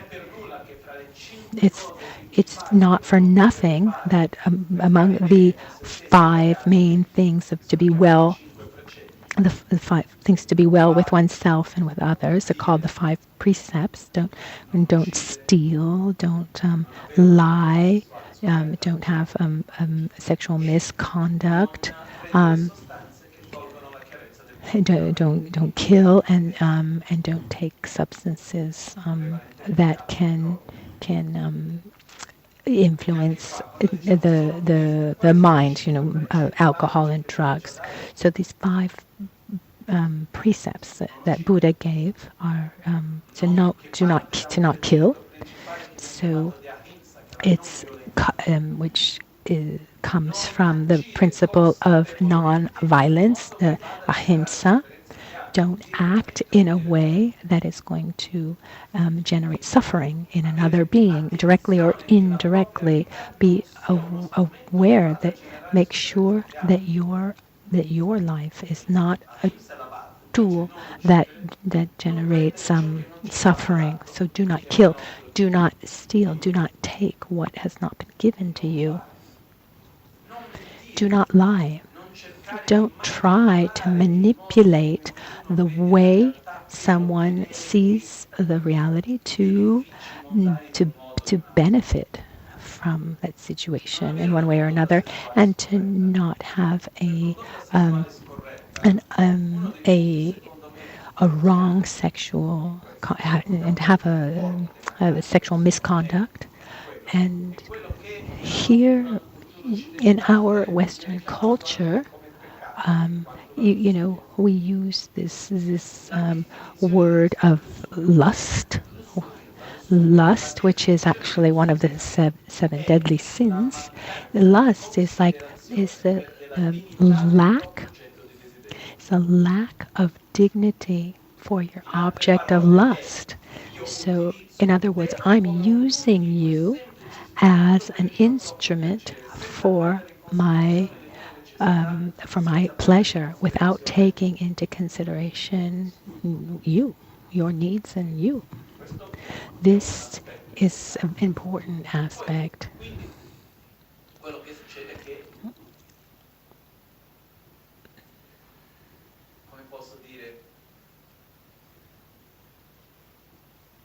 How can I say sexual misconduct, when it's used for one's own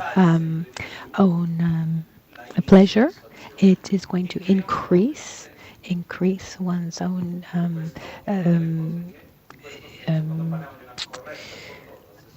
dissatisfaction, and just increase one's own suffering. Sexual conduct, it moves a lot of energy, and it requires respect. It requires this is an important aspect in the lives of human beings. So, and then lastly, to avoid substances that take away mental clarity and control. Because when I'm able to direct myself in one way, but if I lose control, then I'm taken by my habits in one way or another. And that's why the use of alcohol, for example, is something really to avoid. But this is based on 2 choices, or basically one choice with 2 possibilities. If I want to live my life just to survive, That's fine. I have a problem. I have a problem. I don't want to think about it. A glass of this or something else. Okay, it's just gonna go. It's gonna go by.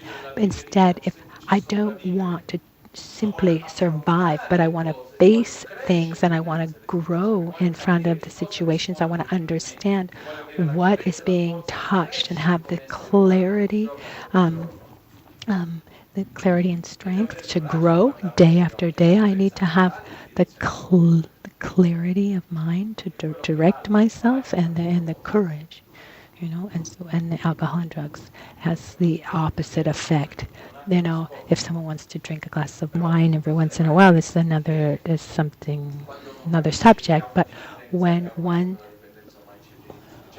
someone realizes that they have an addiction, then the addiction is already present. So you need to be very careful, because it's not created from a mental. It's not a mental weakness, but it's also it's an addiction of the body. I mean, just look at sugar. I remember once I was at the airport. I was at the duty free. They were selling, mostly at the duty free, they sell tobacco, alcohol, and sugar, chocolate. So these are like the three things that are just sold the most. I mean, the things that they're like three types of drugs, really. And I think that if we want to grow along our path and have the reins in our own hands, then before anything, we should not be taken by any kind of addiction, whether it be food or some kind of substance or a behavior. What does it mean when it becomes an addiction? When I'm not able to do without it. Like when I don't have that thing, I'm just not at peace with myself. At that point, I'm addicted to that thing. Most of us, I mean, to many of us, are addicted to our cell phone. When we don't have our cell phone, something is, some kind of worry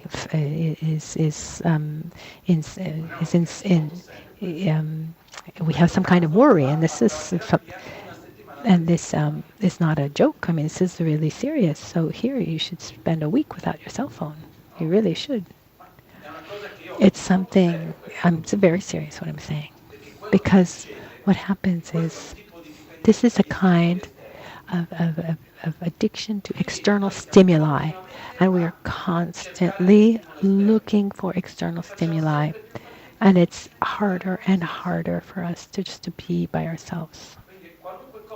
So for me, it was always strong for me. And anything that I see that generates a kind of addiction, I try to avoid it. I think this is a very important point. And this has to do with loving oneself. And here we could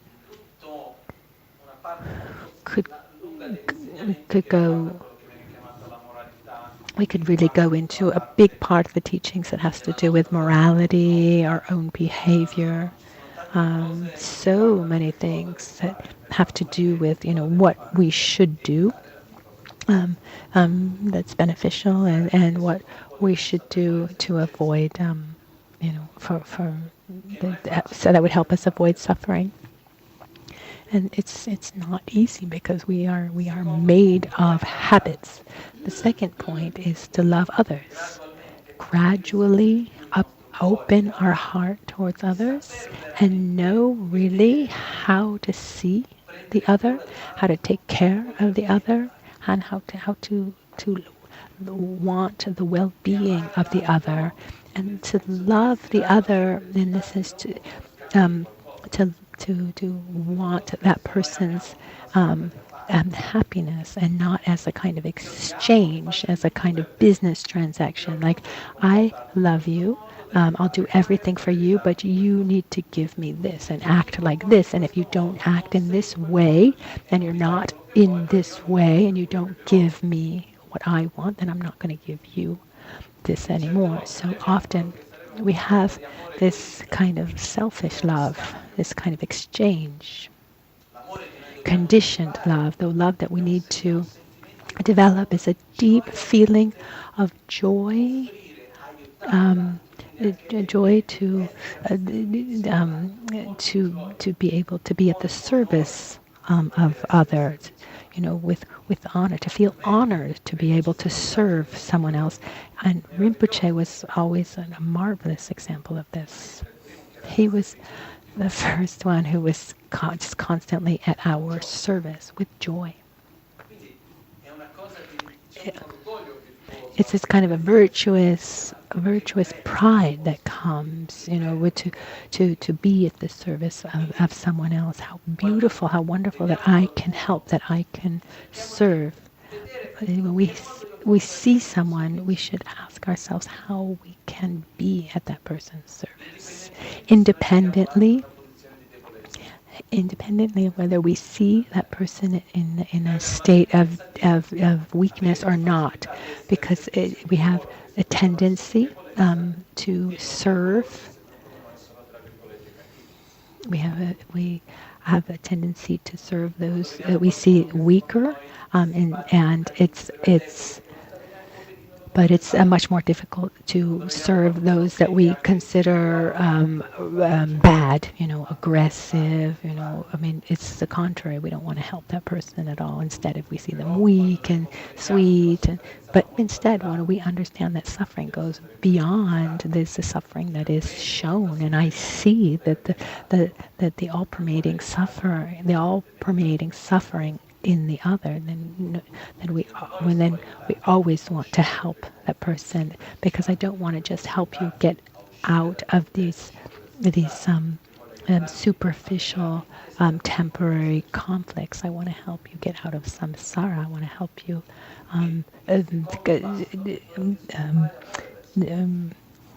overcome your inner conflicts. So from very superficial situations to much deeper. We want to help and love. And the third point, we need to want to relate with more coherence between how we act and how we see the world. So we relate with what is interdependent, as being interdependent, as what is impermanent, as being impermanent, as what is non-dual, as being non-dual, etc., as having the correct view of reality. And how do we do that? By starting with the first step of loving ourselves. The second, and along this path, there are three main tools that are used, which is the view, the conduct or behavior, and the tools that are called our familiarization or meditation. So first of all, we need to study, we need to listen, to learn. So gradually, maybe at the beginning it's conceptual. We need to transform our worldview. Secondly, we need to try to have a daily conduct that is coherent with that view. I have faith in Buddha. I have faith in my Guru. He transmitted 5 precepts. I do want to put effort into respecting them or not. It's a question that everyone needs to ask themselves.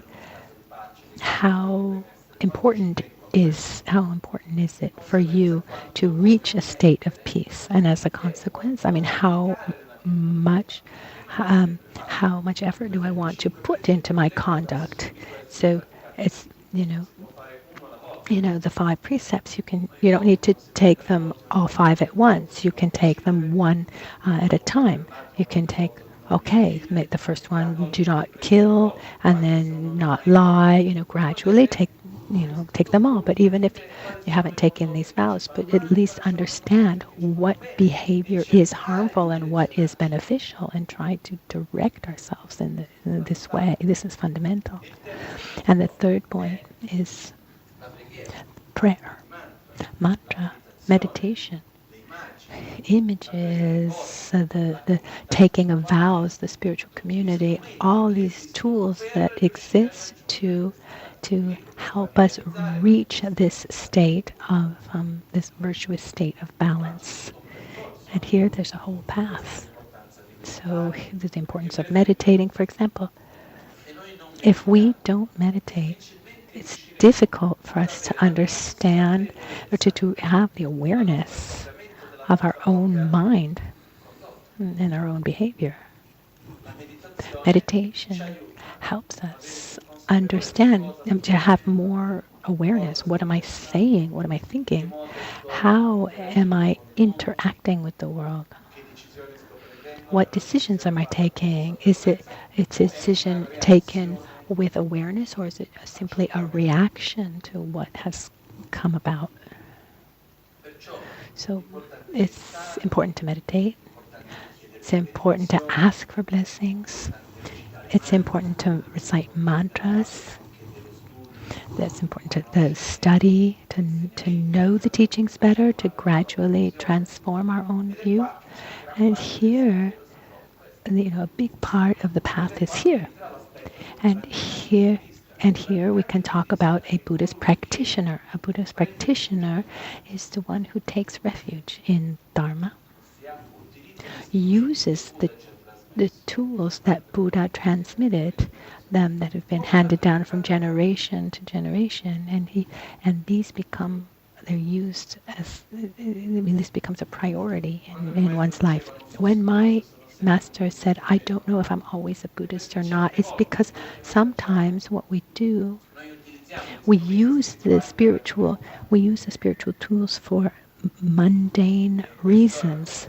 And this is something that can happen. So I recite mantras to be the one who recites mantras. I study a certain aspect of the teachings to be the one who knows that aspect. Where I go on retreat so that so I have the recognition of being the one who did a retreat. And it's normal that our actions are polluted. It's not from the beginning that we can do everything cleanly, let's say. But if I take refuge in the Dharma, then I'm taking refuge in the Buddha, the Dharma, and the Guru. To the Buddha, the Sangha, and the Guru. So it means that I want to have this harmony, inner harmony. That's inner harmony. Reaching the state of inner harmony becomes a priority, and so I'm going to rely on who has more. Has more more knowledge and more who is better off than I am, who can lead me and guide me. In just a few words, all worldviews come with a conduct and tools. The capitalistic worldview has accepted rules and conduct, has instruments too, has tools. Yes. Also, all worldviews have these aspects, questions that we should ask when we get close to Buddhism, or if we're here in Buddhism, if we're following Buddhism for a long time. The question is,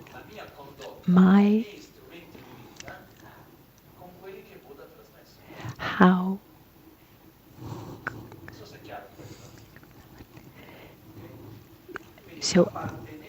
so being part of a group is wonderful, but that's part of the actual tool. It's not the end goal.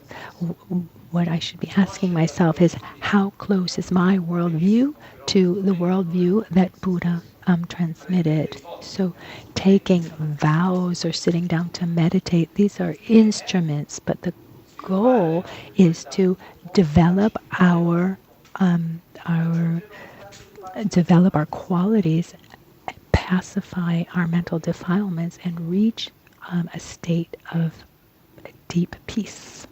This is our goal. And so with this, we conclude for today.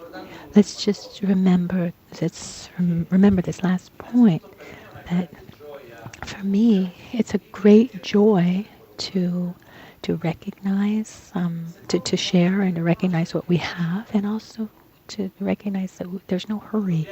We shouldn't, as I said before, we shouldn't treat ourselves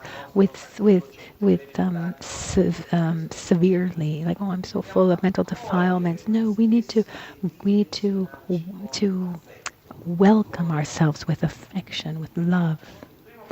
This first step is to love ourselves.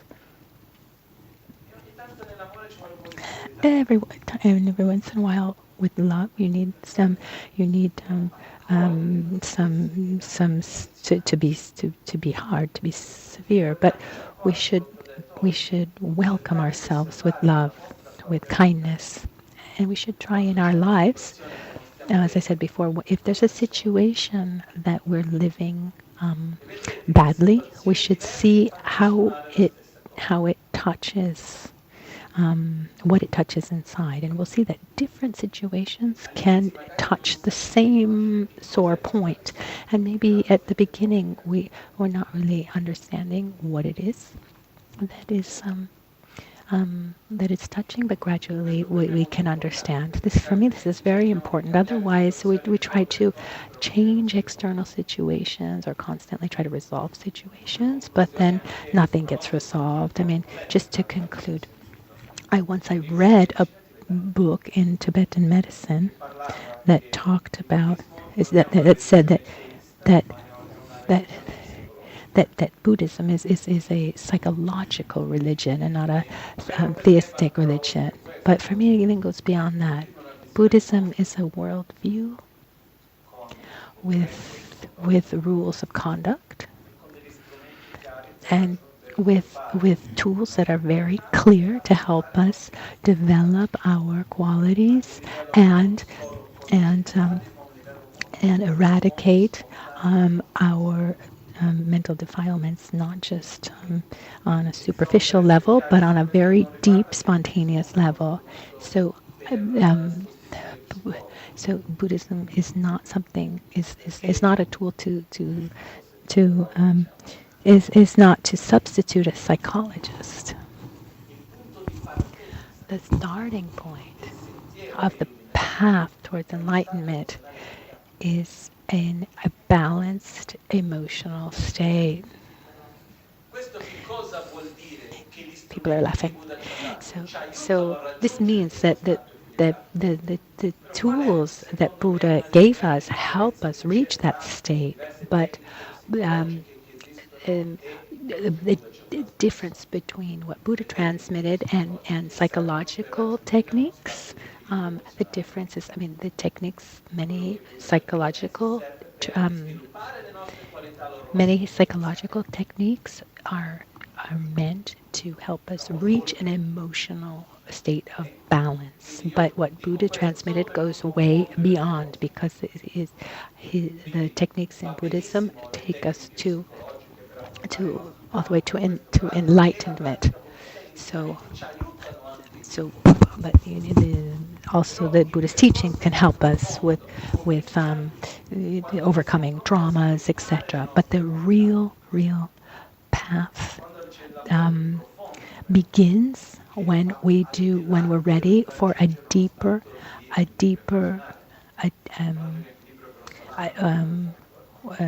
when we have a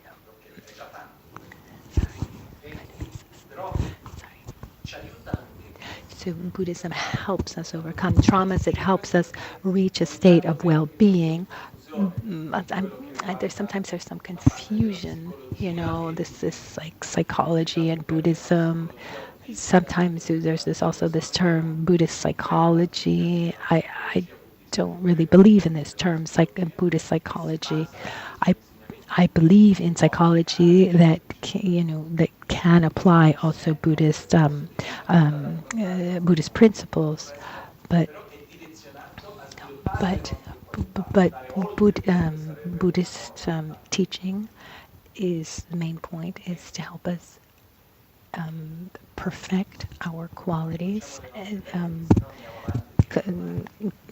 completely.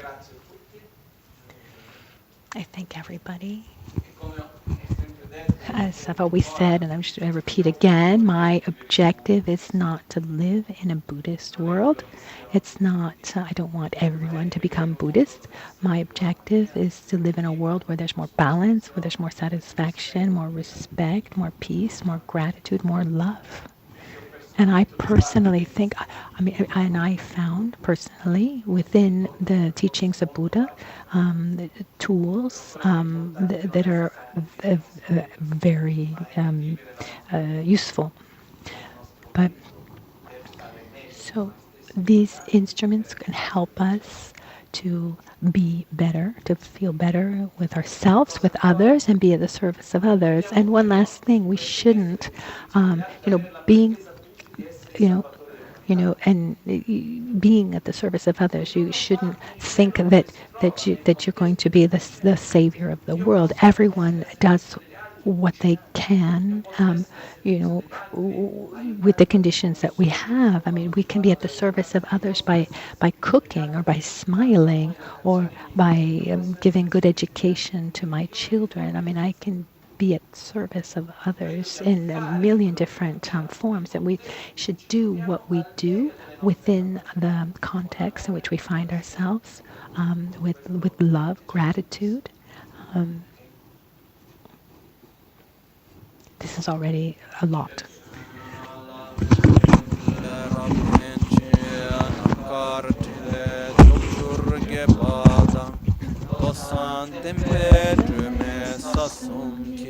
Joe Munsel takto ne gyur che kewa kunto yanda lama dang dralme cheki pela longche ching sada lamge yente rabzone dorche changi kopa nyur tobe shoya nimo dele tsende Nime kuyan delekshin, ninsen takto delekpe, koncho sumke jingelo, koncho sumke ngodruboto, koncho sumke trashisho.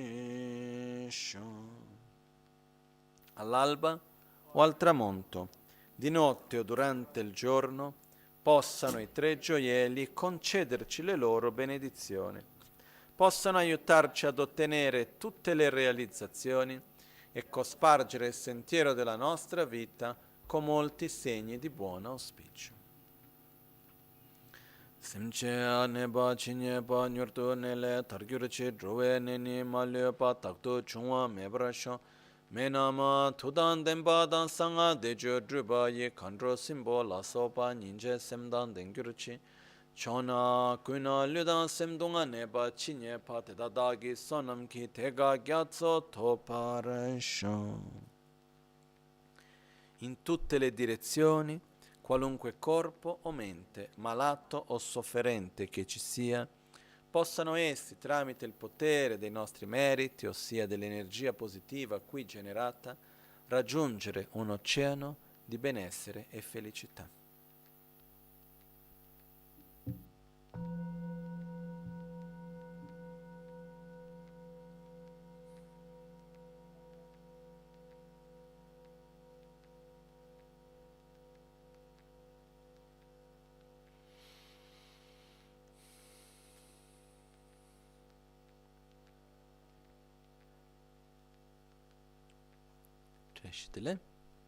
Grazie a tutti, buon appetito.